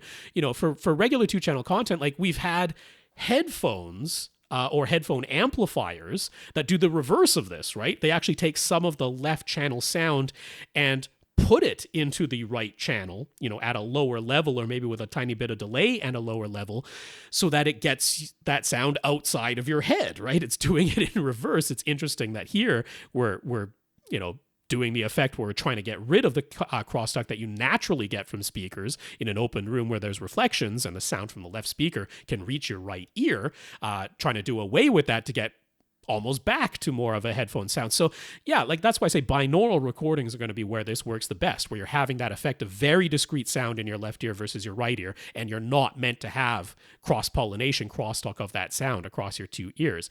Could soundbars benefit from that? I suppose, but I mean, the price is going to be prohibitively expensive. That's the issue there. Soundbars, even though I think they're creeping up in price and getting kind of ridiculous with all of these $1,500 bars these days, you're not going to get this Bach processing in a $1,500 or even a $3,000 soundbar. So that's the issue there, is that it would be a completely different category. When you're at this sort of price point, I think it only makes sense to apply it to pretty high-end, 2-channel listening systems, and that's exactly what they've done there. Okay, I think we got a couple more from Sasi here. So just for fun, he included a photo of the Focal room as well. He also had a image of the price sheet that I'll show a little bit there that they posted outside of that Focal room. So those are $350,000 per pair Focal speakers that we're seeing in this image. They're Utopias at the very top of their line. They're powering them with $64,000 monoblock amplifiers, and the speaker wire running from those monoblock amps to the speakers there is $40,000. We can see that all in this price list. They've also got a cable loom for some reason that they're charging nearly $70,000 for. So you total it all up, and there's over $700,000 in listed equipment inside of this Focal and Synergistic room where they were working together there. And he's like, yeah, sounded aight. That was about it. There wasn't a ton to write home about, despite that ridiculous price tag. So there we go. That was it. I think we'll call it there for this week. My voice and congestion is about to give out, so I will just mention that we do have on the list for next week Andrew and Ilango. Also got some questions that came in on Monday from Adriano and John D. So we will get to those next week. But before I go, I want to make sure we thank, first of all, Anker once again for being so helpful to Tom after the devastation of the hurricanes that Tom and his family had to endure. So for Anker sending over that Solix power station and the gallium nitride prime power banks, as well as a bunch of USB cables and hubs and everything that Tom requested of them. Just can't thank them enough. When Tom gets back, he's going to give them a thank you as well. But our thanks to Anker once again this week. And then our listeners of the week, of course, people who have supported this podcast in some way. Alan, Donald, and Adriano, thank you so much for sending in some more PayPal donations to help out Tom and his family. That's so generous, and it's so wonderful to see that support still coming in via PayPal, so thank you so much. If you'd like to support the podcast financially, all the cost it takes for keeping the podcast going behind the scenes here, you can come to patreon.com/AVRant podcast. That's the AVRant podcast page over at patreon.com. And we're holding steady at 132 patrons over there right now, so thank you all so much for your financial support. I want to thank Tony for offering Tom a DefTech CS9080 center speaker so he can round out that full system, including a dedicated center. Thank you, Tony, for that. Nathan, thank you for adding even more Triad bronze speakers to your offer to Tom there, so he's going to appreciate those for sure. I want to thank Sasi, Henry, Vince, Raj, Dan, Greg, John, Nathan, and Tony for all having offered free equipment to Tom before. If you did not hear your name and you had something free that you want to send to Tom, we do have a shipping address that we can give to you now. So yeah, by all means, write in rob@avrant.com, question@avrant.com. Either of those will reach me and I can coordinate with Tom to get those free items sent over to him. And then, yeah, just for the notes of gratitude for keeping the podcast going, whatever might come our way, thank you to Dazz, Kris, Gurinder, Joe Kluznik, Tony, Brandon, Jorge, Vince, Sasi, Andrew, and Ilango. We really appreciate those notes of gratitude and encouragement, and a big thank you to everybody who continues to listen and send in your questions. So if you would like your questions answered right here on this podcast, all you have to do is ask. You ask by emailing us at question@avrant.com. That's by far the best way to get in touch with us, question@avrant.com. So let's see here. On behalf of Tom Andrew, on behalf of Lee Overstreet, this has been AVRant. I am Rob H. Now go out and listen to something.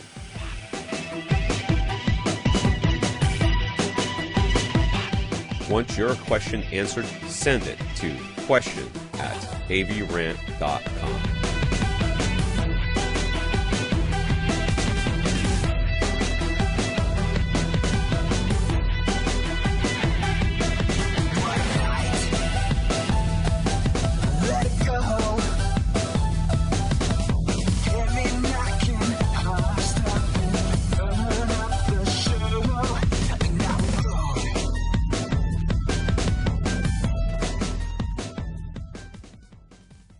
This is AVRant.